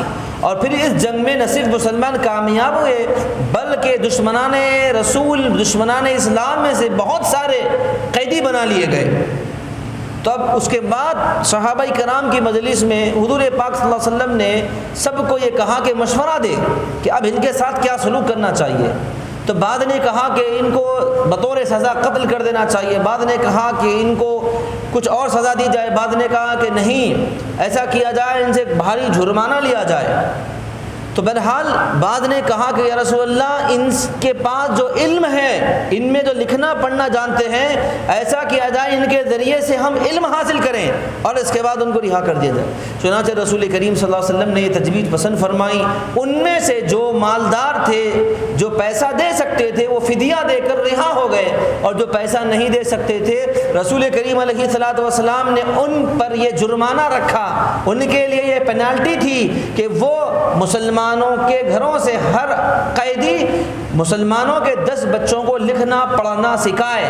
جب تک وہ لکھنا پڑھنا نہیں سکھائے گا وہ قید میں رہے گا، جب وہ لکھنا پڑھنا سکھا دے گا وہ آزاد ہو جائے گا۔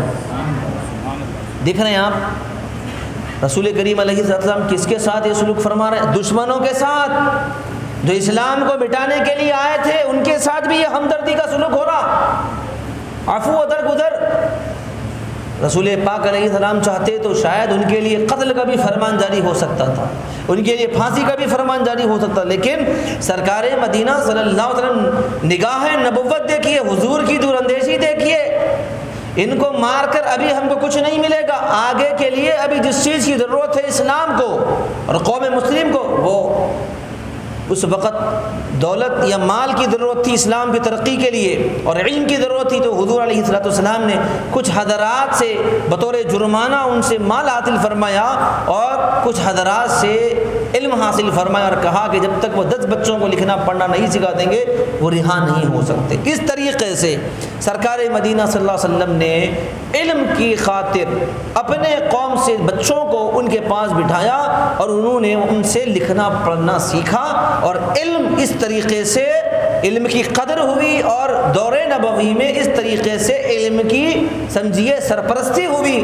یا علم کو فروغ حاصل ہوا۔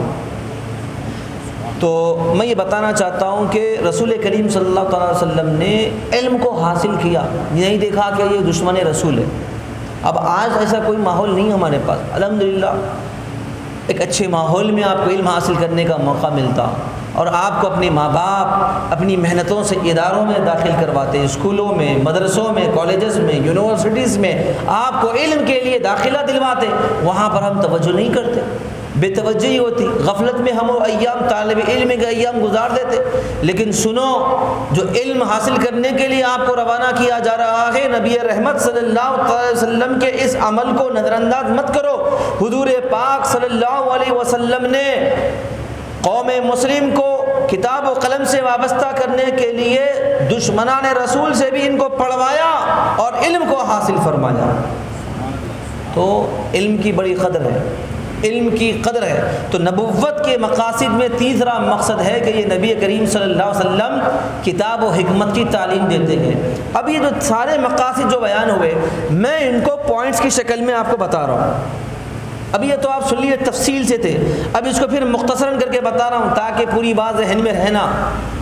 تو دیکھیے، نبی رحمت علیہ السلام کا جو پہلا مقصد تھا جو تعلیم قرآن کا ہے، گویا کہ یہ ایک اعتبار سے رسول کریم علیہ السلام تبلیغ فرما رہے ہیں اسلام کی، قرآن مجید کی تبلیغ فرما رہے ہیں، لوگوں کے سامنے اللہ کے کلام کو پیش کر کے اسلام کی حقانیت کو حضور پاک علیہ السلام معاشرے کے سامنے، سوسائٹی کے سامنے، لوگوں کے سامنے پیش فرما رہے ہیں۔ تو نبی کریم علیہ السلام کا جو دعوت کا اسلوب ہے، تبلیغ کا جو اسلوب ہے، یہ سارے طریقہ کار کے اندر سرکار مدینہ صلی اللہ علیہ وسلم قرآن کی تلاوت فرما رہے ہیں۔ اسی لیے آپ دیکھو حضور پاک علیہ السلام بازاروں میں ٹھہر کر اگر وہاں پر قرآن کی تلاوت فرما رہے ہیں تو دشمنان رسول مخالفین وہاں پر آ رہے ہیں، کوئی شور مچا رہا، کوئی کانوں میں انگلیاں رکھ لے رہا۔ کیوں کانوں میں انگلیاں رکھ لے رہا وہ لوگ؟ اس لیے کہ اس کو معلوم ہے یہ جو کلام پڑھا جا رہا ہے یہ کسی انسان کا کلام نہیں ہے، یہ خالق کائنات کا کلام ہے۔ وہ کلام کی تاثیر ہے، جو سنتا اس کے دل میں ایمان کی محبت داخل ہو جاتی، جو سنتا اس کے دل میں اسلام کی محبت پیدا ہو جاتی۔ اسی لیے وہ چاہتے تھے کہ کوئی بھی رسول اللہ کی زبان سے قرآن کی تلاوت نہ سنے، اس لیے رسول اللہ کے کام میں رکاوٹیں کھڑی کر دی جاتی۔ لیکن نبی رحمت صلی اللہ علیہ وسلم کیا کرتے تھے؟ ان کے شور شرابے کی طرف توجہ نہیں فرماتے تھے اور ان کی آواز پکارے کی طرف توجہ نہیں فرماتے تھے، ان کی رکاوٹوں کی پرواہ نہ کرتے، ان کے تانوں کی پرواہ نہ کرتے۔ قرآن کہتا ہے یہ ساری رکاوٹوں کے باوجود بھی محمد عربی یتلو علیہم آیاتی، قرآن کی آیاتیں پڑھ پڑھ کر سناتے ہیں، قرآن کی آیتیں پڑھ پڑھ کر سنا رہے ہیں حضور۔ ادھر تلاوت قرآن جاری ہے اور ادھر لوگوں کے دلوں میں ایمان داخل ہو رہا ہے۔ اس اعتبار سے نبی رحمت صلی اللہ تعالیٰ علیہ وسلم بعثت کے مقاصد میں جو منصب پر آپ یہ محنت فرما رہے ہیں اور جو فریضہ انجام دے رہے ہیں وہ تبلیغ دین کا فریضہ انجام دے رہے ہیں۔ اس اعتبار سے اگر دیکھا جائے تو اسلام کے پہلے مبلغ اعظم، سب سے کائنات کے سب سے بڑے مبلغ اعظم اگر کوئی ہے تو وہ ہمارے آقا مولا سید عالم صلی اللہ علیہ وسلم کی ذات گرامی ہے، مبلغ اعظم صلی اللہ علیہ وسلم۔ پھر دوسرا حصہ جو نبی رحمت صلی اللہ علیہ وسلم جو نفسوں کو پاک فرما رہے ہیں، تو یہ کیا ہے؟ یہ مرشد اعظم ہے اس امت کے، جو لوگوں کے قلوب کو، ان کے نفسوں کو، ان کا تزکیہ فرما رہے ہیں، ان کے قلوب کو پاک و صاف فرما رہے ہیں۔ تو نبی کریم صلی اللہ تعالیٰ علیہ وسلم ہمارے مبلغ اعظم بھی ہے، نبی ہمارے مرشد اعظم بھی ہے، اور نبی ہمارے مصلح اعظم بھی ہے، معلم اعظم بھی ہے، کتاب و حکمت کی تعلیم بھی دے رہے ہیں۔ تو اس کو ذہن میں رکھیے، نبی کریم صلی اللہ تعالیٰ علیہ وسلم کائنات کے پہلے مبلغ اعظم، معلم اعظم، مرشد اعظم اور مصلح اعظم۔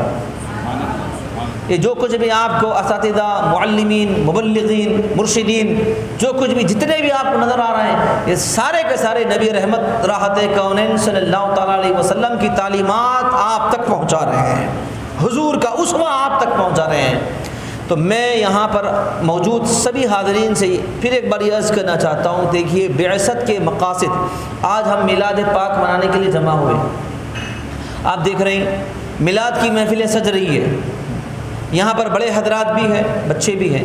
بڑوں کے لیے میں عرض کرنا چاہتا ہوں، بچپنے سے ہم میلاد کی محفلوں میں شریک ہوتے ہیں، آج تک شریک ہو رہے ہیں، انشاءاللہ مرتے دم تک تادم آخر اسی طریقے سے ہم میلاد کی محفلوں کو سجاتے رہیں گے، اس میں شرکت کرتے رہیں گے۔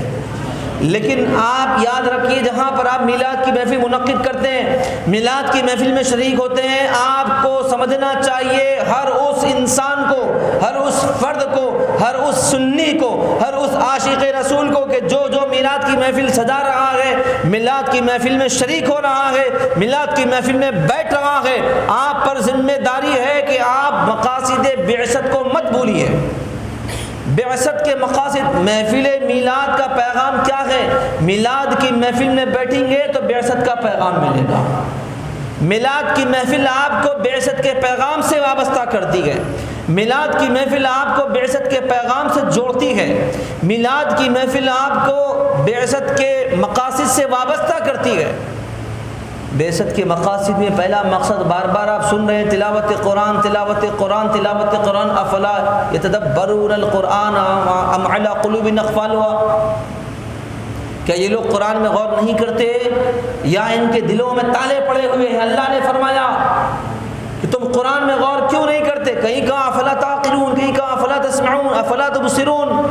قرآن نے جا بجا غور و فکر کی دعوت دی ہے، تدبر کی دعوت دی ہے، غور و فکر کی دعوت دی ہے۔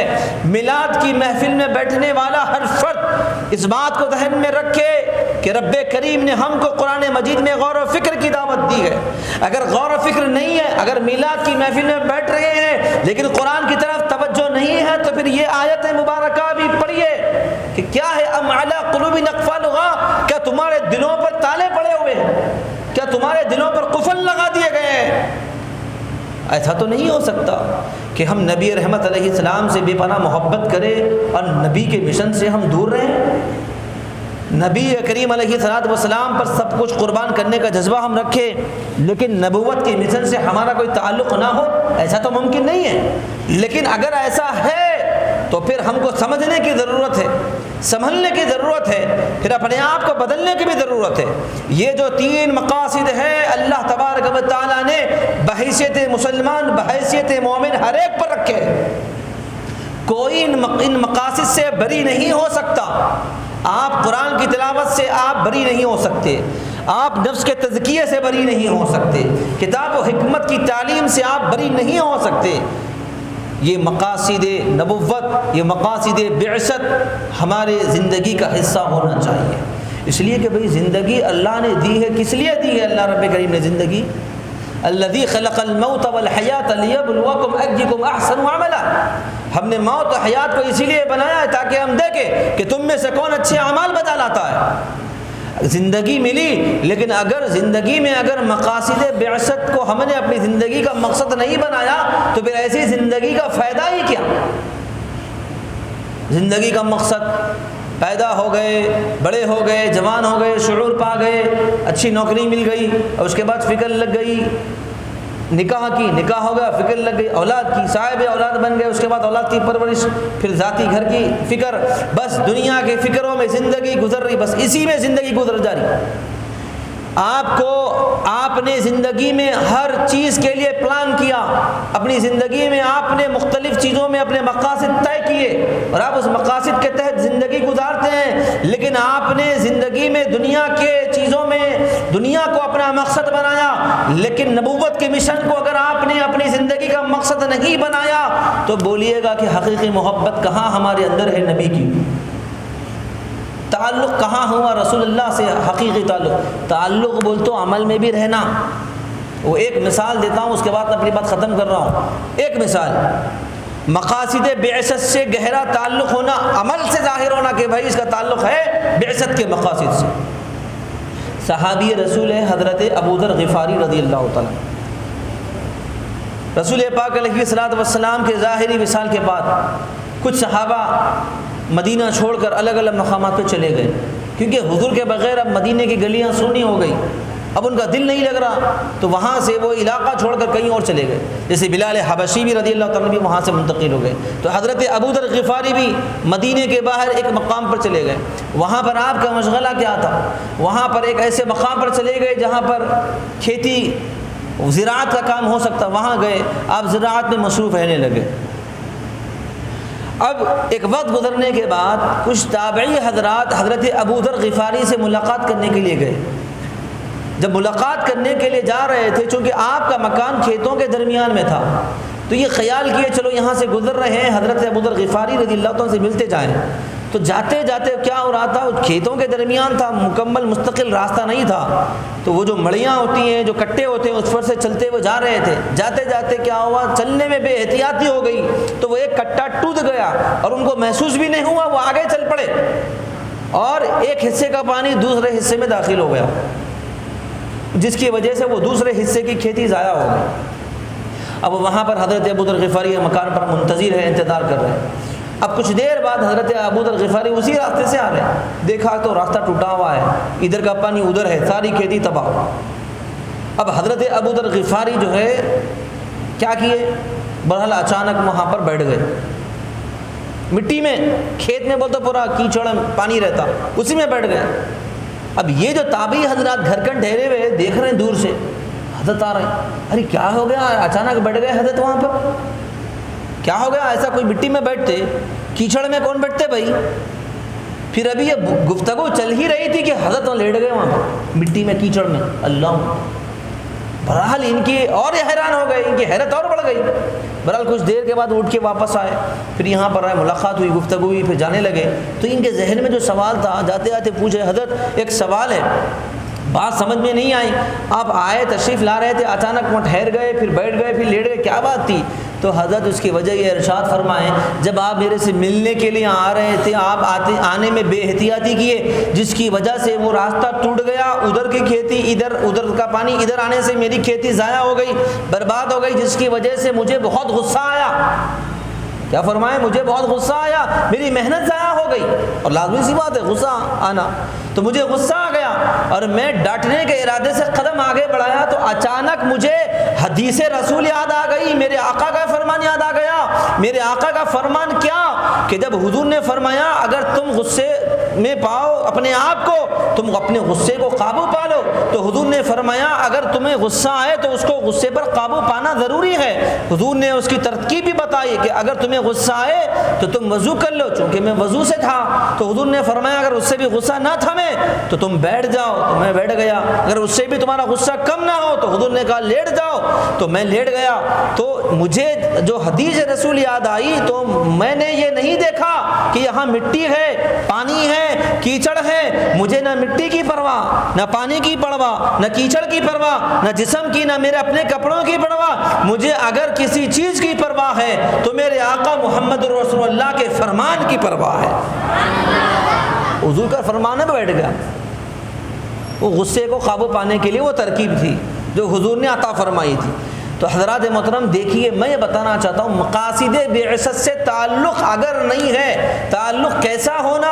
حضرت ابو ذر غفاری کا یہ عمل بتا رہا ہے. نبوت کے مشن سے اگر تعلق قائم کرنا ہے، پھر وہ نبوت کے مشن کا رنگ میں اگر رنگنا ہے تو پھر اپنی عملی زندگی میں بھی اس مشن پر عمل کرنا. خالی بول دینے سے نہیں ہوتا. صحیح بات ہے بھائی، وہ 3 باتیں ہیں. قرآن کی تلاوت، اگر تلاوت قرآن نہیں ہے تو زندگی میں تلاوت قرآن شروع ہو جانا. تلاوت اگر پہلے سے جاری ہے تو فہم قرآن، تعلیم قرآن کی طرف توجہ ہونا. کیوں؟ غور و فکر کی دعوت ضروری ہے. غور و فکر کب ہوگا؟ معنی مفاہیم میں غور و فکر کرنا. اب پڑھنے کا مسئلہ ہے، الحمدللہ ادارہ قرآن فہمی ہے، یہاں پر کوئی مسئلہ نہیں ہے، ایک نہیں دو نہیں کئی دور الحمدللہ یہاں ہو گئے ہوں گے الحمدللہ۔ پھر ایک اور دور شاید مفسر قرآن حضرت ڈاکٹر مصطفیٰ شہید صاحب قبلہ رحمۃ اللہ تعالی علیہ کا شروع ہوتا، حضرت بھی آتے رہتے۔ تو میں یہ بتانا چاہتا ہوں کہ یہ قرآن مجید سے وابستگی ہمارے لیے ضروری ہے۔ قرآن کی تلاوت پڑھنے والے، قرآن کی تلاوت سننے والے، قرآن سیکھنے والے، قرآن سکھانے والے یہ کوئی معمولی کام نہیں کر رہے ہیں، یہ کوئی چھوٹا کام نہیں ہے، یہ کوئی عام کام نہیں ہے۔ یہ قرآن سیکھنے والے، سکھانے والے، پڑھنے والے، پڑھانے والے یہ نبوت کے مشن پر عمل کر رہے ہیں، نبوی مشن پر عمل کر رہے ہیں۔ یہ نبوت بعثت کے مقاصد کو پورا کر رہے ہیں، یہ لوگ اس سے وابستہ ہیں، اس سے جڑے ہوئے ہیں لوگ۔ کتنی بڑی بات ہے، کہ معمولی بات ہے۔ تو اگر اس عمل میں اگر ہمارے کمی ہے تو یقیناً اس میں اور اضافہ کرنے کی ضرورت ہے، اور ساری چیزیں الحمدللہ مقاصد بعثت کے حوالے سے آ گئی۔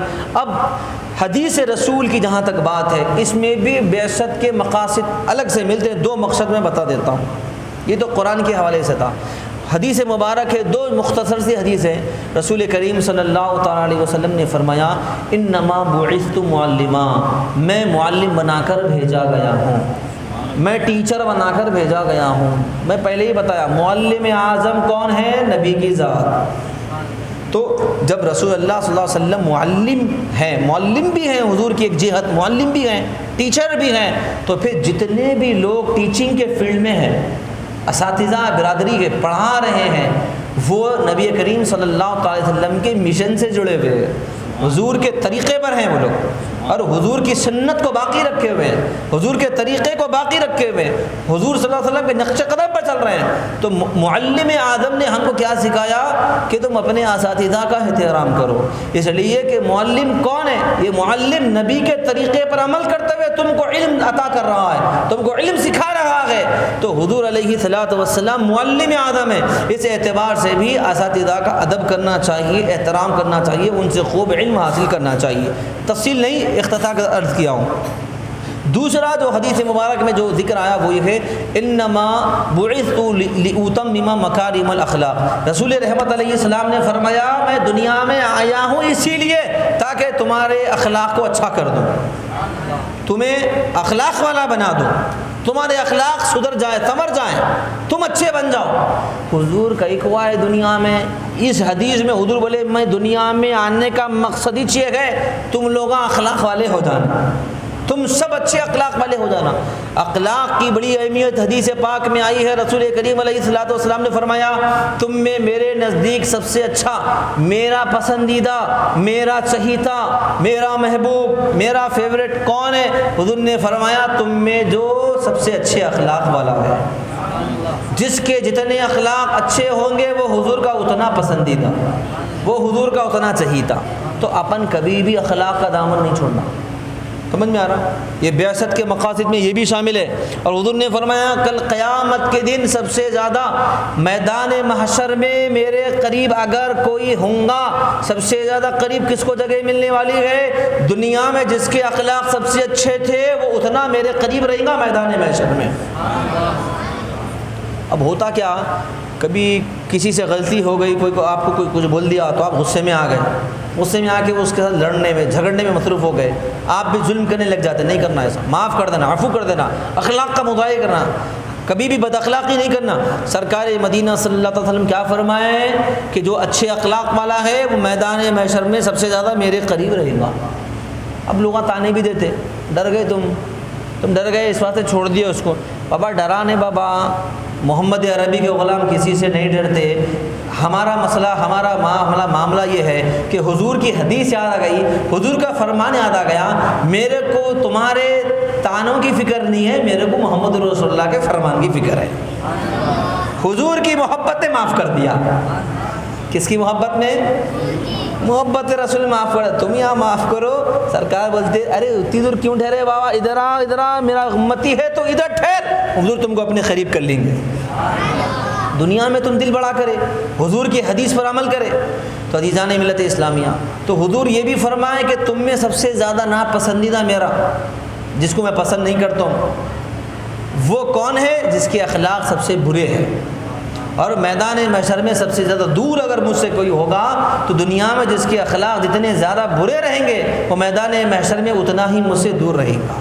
اللہ تو یہ ساری چیزیں آ گئی، یہ ساری وہ باتیں ہیں جو ہم کو عملی زندگی میں اختیار کرنے کی ضرورت ہے۔ آج کی دنیا میں اور آج کے زمانے میں ہم کو مقاصد بعثت کو پڑھنا چاہیے، مقاصد بعثت کو سننا چاہیے، مقاصد بعثت کو سمجھنا چاہیے، اور مقاصد بعثت کو ہی اپنی زندگی کا مقصد بنانا چاہیے۔ طریقہ مصطفیٰ کو چھوڑنا ہے وجہ ہے بربادی، طریقہ مصطفیٰ کو چھوڑنا ہے وجہ ہے بربادی، اسی سے قوم ہوئی ہے دنیا میں بے اقتدار اپنی۔ نہ سمجھو گے تو مٹ جاؤ گے اے مسلمانوں، تمہاری داستان تک بھی نہ رہے گی داستانوں میں۔ اللہ تبارک و تعالی ہم سب کو عمل کی توفیق عطا فرمائے۔ اور میرے مولا جو کچھ بھی اس محفل میلاد میں مقاصد بعثت پر جو ذکر خیر کیا گیا ہے، ذکر کرنے میں، سننے میں، بیٹھنے میں ہم سے کچھ غلطیاں، کوتاہیاں، لغزشیں ہو گئی ہے تو اپنی رحمت کاملہ سے لغزشوں کو معاف فرما۔ اے الہ العالمین مولا تبارک و تعالی اس محفل کو اپنی بارگاہ میں، اپنے محبوب کی بارگاہ میں شرف قبولیت عطا فرما بجاہ حبیبک سید المرسلین والحمد للہ رب۔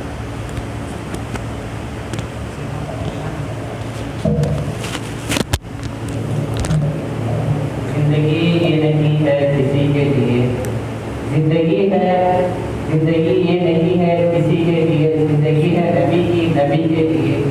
ناسمجھ مرتے ہیں زندگی کے لیے، جینا مرنا ہے سب کچھ نبی کے لیے۔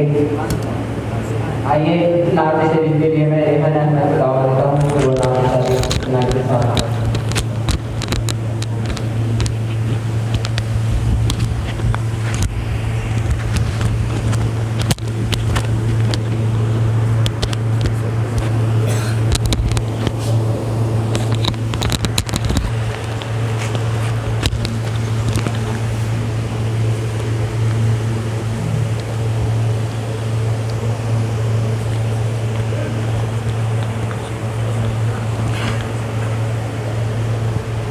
السلام علیکم ورحمۃ اللہ وبرکاتہ۔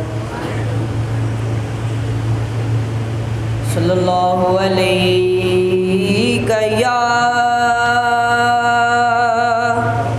یا رسول اللہ وسلم علیک یا حبیب اللہ۔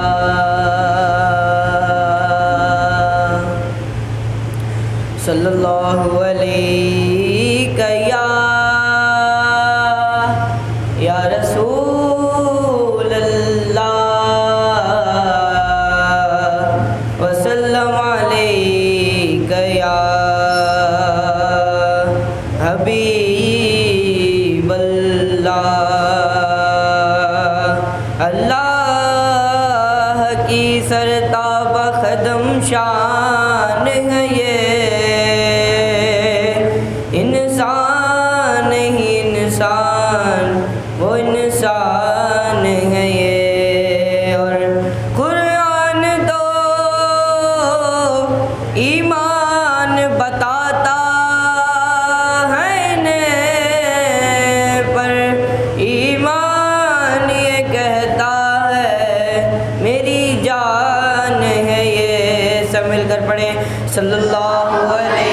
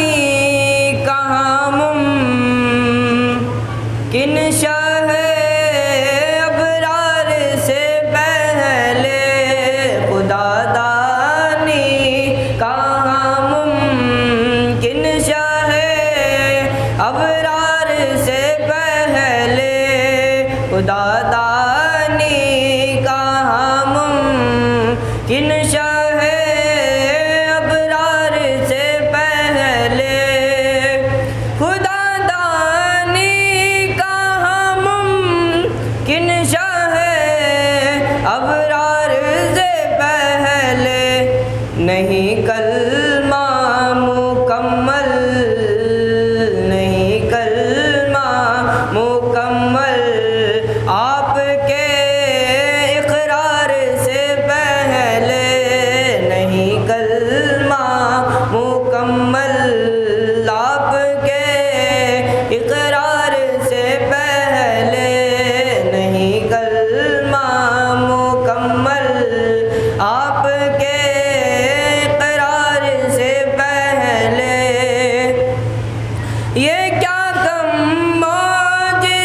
है, बाद में कुरान उतरा है, ये क्या गम मौजिज़ा है, बाद में कुरान उतरा है, बनाई है फिज़ा सर, बनाई है फिज़ा सरकार ने किरदार से पहले, बनाई है फिज़ा सरकार ने किरदार से पहले।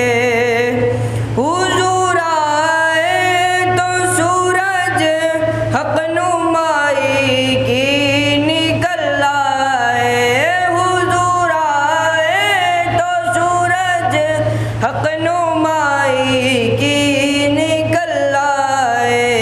तसव्वुर हक़ का क्या था, तसव्वुर हक़ का क्या था, अहमदे मुख्तार से पहले, तसव्वुर हक़ का क्या था, अहमदे मुख्तार से पहले।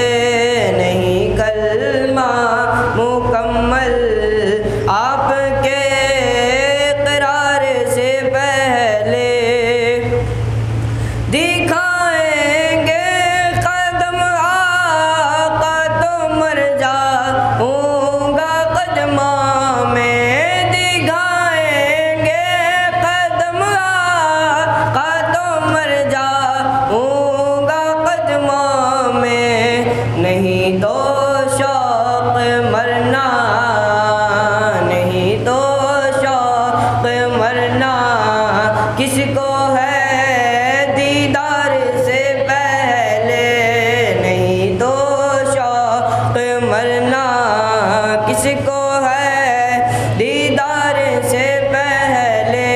दिखाएंगे कदम आका तो मर जाऊंगा कदमा में, नहीं तो शौक़ मरना, नहीं तो शौक़ मरना किसको है दीदार से पहले।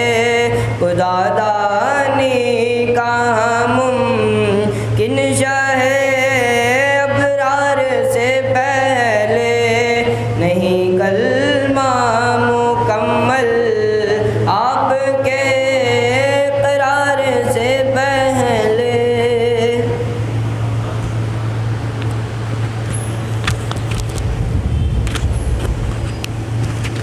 मोअज़्ज़ज़ सामीन किराम,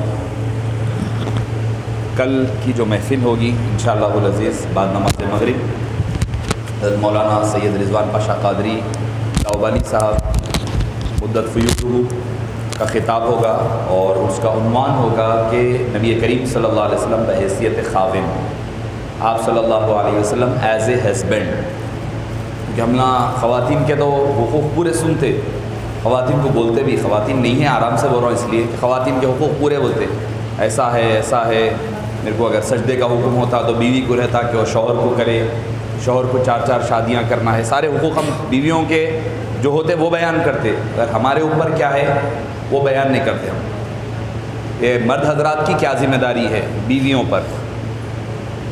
पर कि क्या ज़िम्मेदारी होगी शौहर की, उनको बराबर खाना खिलाना पिलाना, कपड़ा, उनकी ज़रूरियात को जैसा आप करते वैसा, ऐसा नहीं आप बाहर जा रही खा ले रहे मज़े में, हर दिन दावतें चल रही, दोस्तों के साथ होटलबाजी हो रही, घर में पता नहीं क्या दाल खाना खा रही, वो भी नहीं खा रही, क्या है क्या नहीं है नहीं पता, हमारा बाहर गुजर रहा है, ये भी नहीं है, ये आप सल्लल्लाहु अलैहि वसल्लम की ज़िंदगी के ख़िलाफ़ है।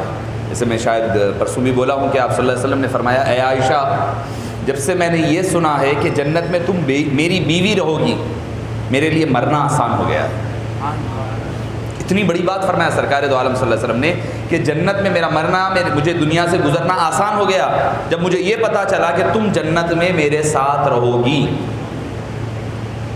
हम ना बोलते अरे भाई बस है यहीं से गया तो वहाँ हूरों में रहता हूँ मैं, तुम्हारे कहाँ देखता, हम लोग बोलते सरकार दो आलम सल्लल्लाहु अलैहि वसल्लम क्या फरमा रही कि मेरे लिए मरना आसान हो गया है आयशा जब मैंने ये सुना कि तुम मेरी जन्नत में बीवी रहेगी।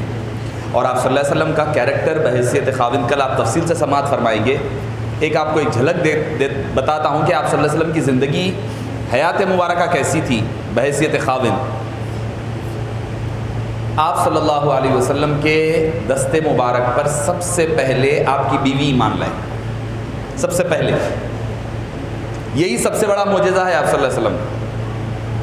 سب سے پہلے آپ کی زوجہ حضرت خدیجۃ الکبریٰ نے سب سے پہلے ایمان لایا۔ یہی آپ صلی اللہ علیہ وسلم کا سب سے بڑا معجزہ ہے۔ کیوں؟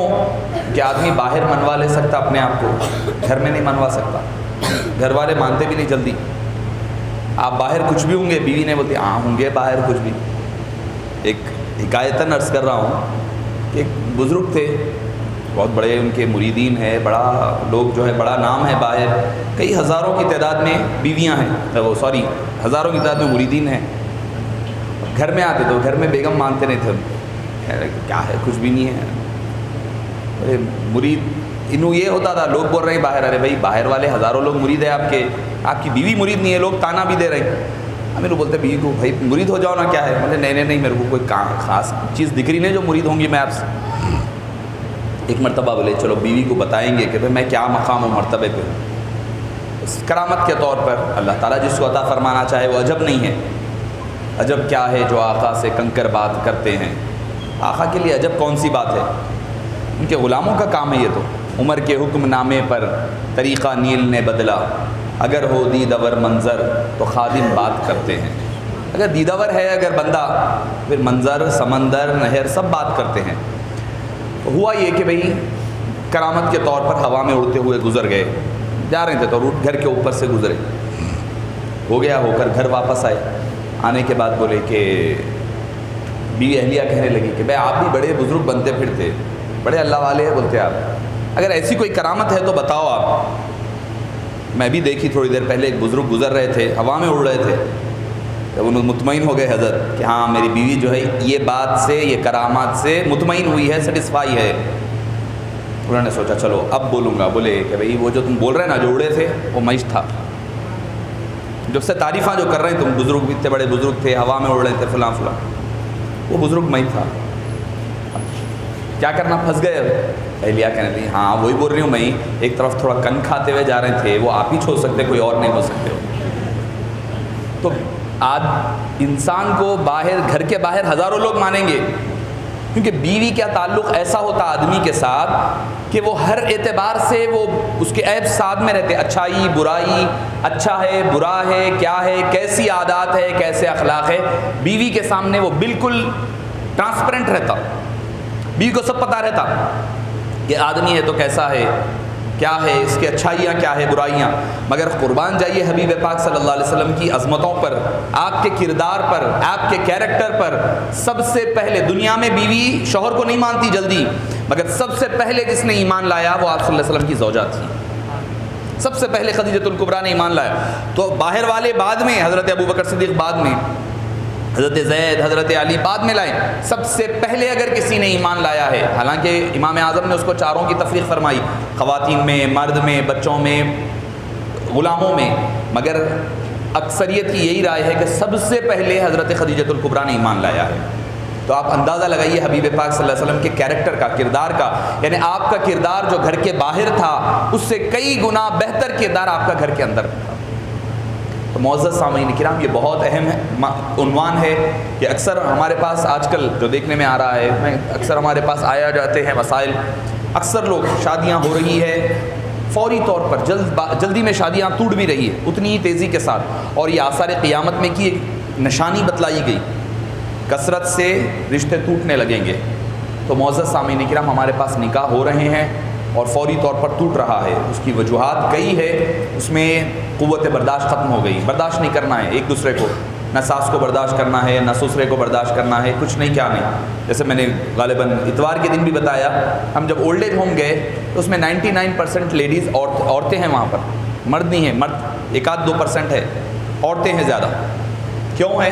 ساس بہو کے جھگڑے، شادی ہوئی، اب بولیں گے ساس کا قصور تھا یا بہو کا، میں بولا دونوں عورتیں ہیں، قصور کس کا بھی رہو، دونوں طرف لیڈیز ہے، ادھر بھی لیڈی ادھر بھی لیڈی، دونوں کا ٹکراؤ، بیٹے کو بھڑکا رہے ہیں، بیچ میں بیٹا پیچھے جاتا، ادھر ماں بولتی یہ کرو، ادھر بہو بولتی، بیوی بولتی وہ کرو، اب انہیں بیچ میں، اب آدمی کا کام ہے، اصل بات آدمی کا کام ہے آدمی دونوں کے درمیان میں بیلنس کرتے ہوئے چلنا، یہ اصل مرد کی پہچان ہوتی ہے کہ ماں کو بھی ساتھ لے کر چلے، اپنی زوجہ کو بھی ساتھ لے کر چلے۔ تو معزز سامعین کرام، کل کا عنوان نوجوانوں سے کہوں گا، خاص طور پر جن کی شادی ہو گئی وہ تو ان کے لیے تو ضروری ہے ہی ہے، جن کی نہیں ہوئی وہ بھی آئیں تاکہ پتہ چلے کہ بھائی آگے کی زندگی کے مرحلہ کیسا ہے، گزارنا کیسا ہے۔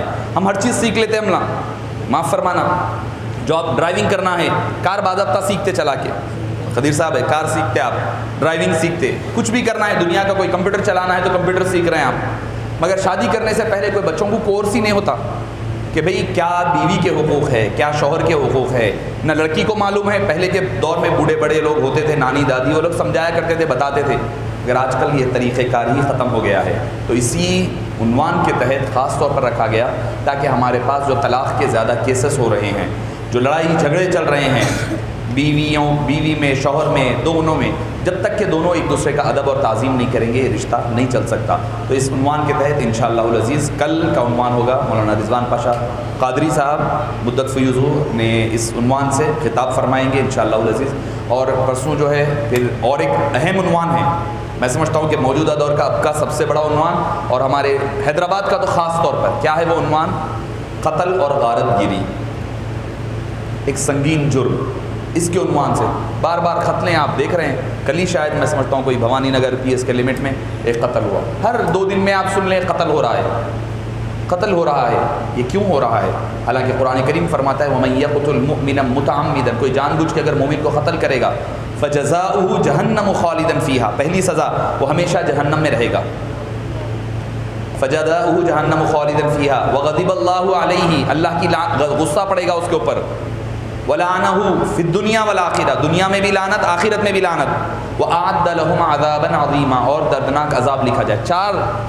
ایک گناہ کی 4 سزائیں ذکر ہو رہی ہیں، ہمیشہ دوزخ میں رہے گا، اللہ کا غضب نازل ہوگا۔ اب اللہ کا غضب جب نازل ہوگا، بھئی پراپرٹی ہڑپنے کے لیے آپ مار دیے کسی کو، قتل کر دیے، اب جب اللہ کا غضب اور لعنت آپ پہ پڑ رہی ہے تو کیا فائدے کا پیسہ، زندگی کس کام کی رہے گی، آپ خود سوچیں۔ تو یہ بھی بہت ہی سنگین اور بہت ہی امپورٹنٹ عنوان ہے جس کے اوپر آپ حضرات کو انشاءاللہ العزیز یہ خطابات سماعت فرمانی ہے، کیوں، اس کی ریزنز کیا ہے، اس کی وجوہات کیا ہے، اور اس کو کیسا روکا جا سکتا ہے، اس بارے میں ہر آدمی کو ذمہ داری ہے۔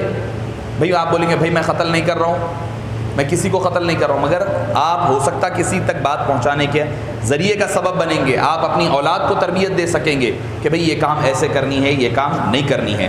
تو معزز سامعین کرام، انشاءاللہ العزیز کل اور پرسوں کے اہم عنوانات ہیں، آپ تمام حضرات سے میں التماس کروں گا کہ آپ بھی ضرور شرکت کریں، اپنے دوست احباب سے بھی کو بھی ساتھ لے کر آئیں تاکہ محافل میلاد کی برکتوں سے فیض یاب اور اس سے استفادہ کر سکے۔ دادا پیر علیہ رحمہ کی ایک بات کہہ کر کے میں صلاۃ و سلام کے لیے کہہ دوں گا کہ دادا پیر علیہ رحمہ نے فرمایا میلاد کی محفل مجلس میں بیٹھنے کے حوالے سے آپ فرماتے ہیں کہ ہم تو بھی میلاد ایک دن مناتے، سال میں ایک دن منا رہے ہیں، اب ہم چلو ٹھیک ہے 12 دن 11 دن 12 دن کی ہماری محافل چل رہی ہے، 12 دن 12 روزہ، مگر معزز سامعین کرام دادا پیر علیہ الرحمہ میلاد نامے میں فرماتے ہیں کہ اللہ تعالیٰ نے مکمل 1 سال تک حبیب پاک کی میلاد کا جشن منایا۔ آپ بولیں گے کیسے؟ بولے پہلی چیز یہ کہ حبیب پاک صلی اللہ علیہ وسلم کے گھر میں فرشتوں کا نزول ہوتا، فرشتے آ کے صلاۃ و سلام حضرت بی بی آمنہ کو صلاۃ و سلام پیش کرتے، حوراں جنت کی حوریں آ کر ان کی خدمت کیا کرتی، انبیاء کرام آ کر کے صلاۃ و سلام پیش کرتے، سال بھر چل رہا ہے، سال بھر آپ کی ولادت سے پہلے کی بات، بعد میں اور 1 سال چلے گا۔ پھر اس کے بعد فرمایا کہ حضرت آسیہ، حضرت مریم، یہ خواتین آتی اور آپ صلی اللہ علیہ وسلم کی والدہ کو صلاۃ و سلام پیش فرماتی، اور ایسا نہیں کہ کچھ سو رہے ہیں تو دیکھیں سو بات نہیں ہے، آپ بیدار ہوتی، ان کے چہروں کو بھی پہچانتی، ان سے ملاقات بھی ہوتی۔ اب اگر آج کے دور میں اگر ہم دیکھیں، دادا پیر نے یہاں پر بات ختم کی، میرا سوال ہے اگر آج کے دور میں کوئی ملائکہ کو دیکھ رہا، انبیاء کرام کو دیکھ رہا جاگتے ہوئے، بولیں گے اللہ کا ولی ہے، اور اللہ کا ولی ہونے کے لیے آدمی کو سب سے پہلے مسلمان ہونا پڑتا، پھر مومن ہونا پڑتا، متقی پرہیزگار ہونا پڑتا، اس کے بعد جا کے ولی بنتے۔ تو بی بی آمنہ یہ سارے مناظر دیکھ رہی ہے، تو آپ کی یہ کرامات، اور امام طبرانی نے اس کو کرامات میں ذکر فرمایا ہے، تو آپ سے جب کرامات صادر کس سے ہوتی؟ ولی سے ہوتی۔ ولی ہونے کے لیے اس کا مومن ہونا، متقی ہونا، مومنہ ہونا، مسلمان ہونا ضروری ہے۔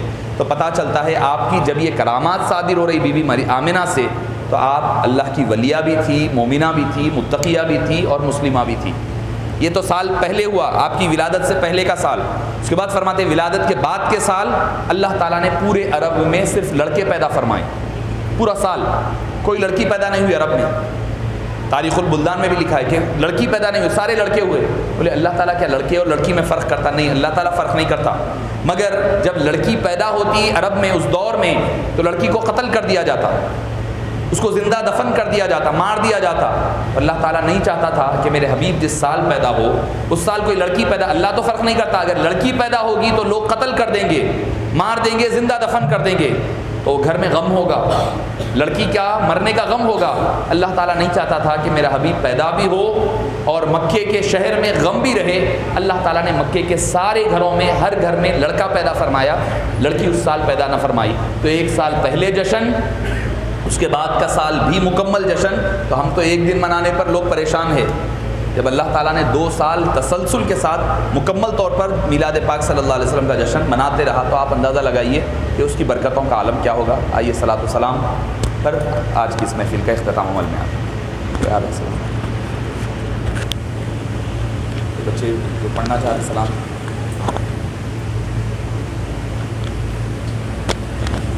صلی اللہ علی محمد صلی اللہ علیہ وسلم، صلی اللہ علی محمد صلی اللہ علیہ وسلم۔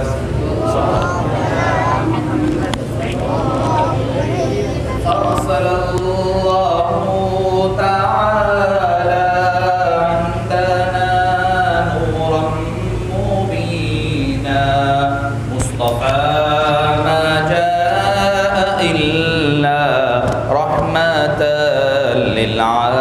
للعالمين يا نبي سلام عليك يا رسول سلام عليك يا حبيب سلام عليك صلوات الله عليك طلع البدر علينا من ثنيات الوداع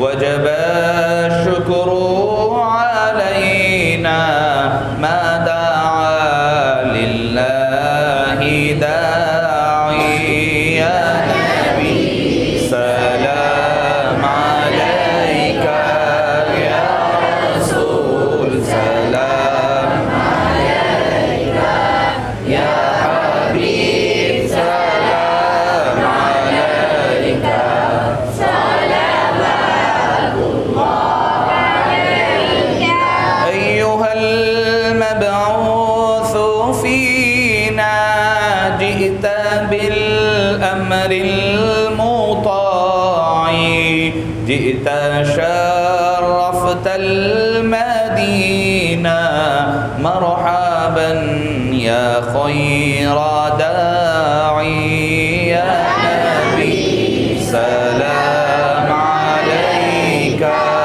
يا رسول سلام عليك يا حبيب سلام عليك صلوات الله عليك فاتحة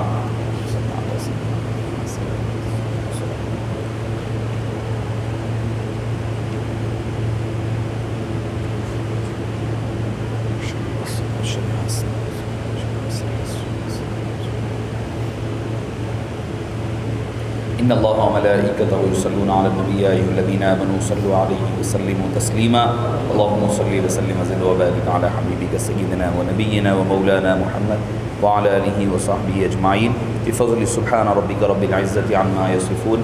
اے باری تعالیٰ جناب یونس صاحب جن کا انتقال ہوا ہے ان کی مغفرت فرما، ان پر رحم فرما، ان پر کرم فرما۔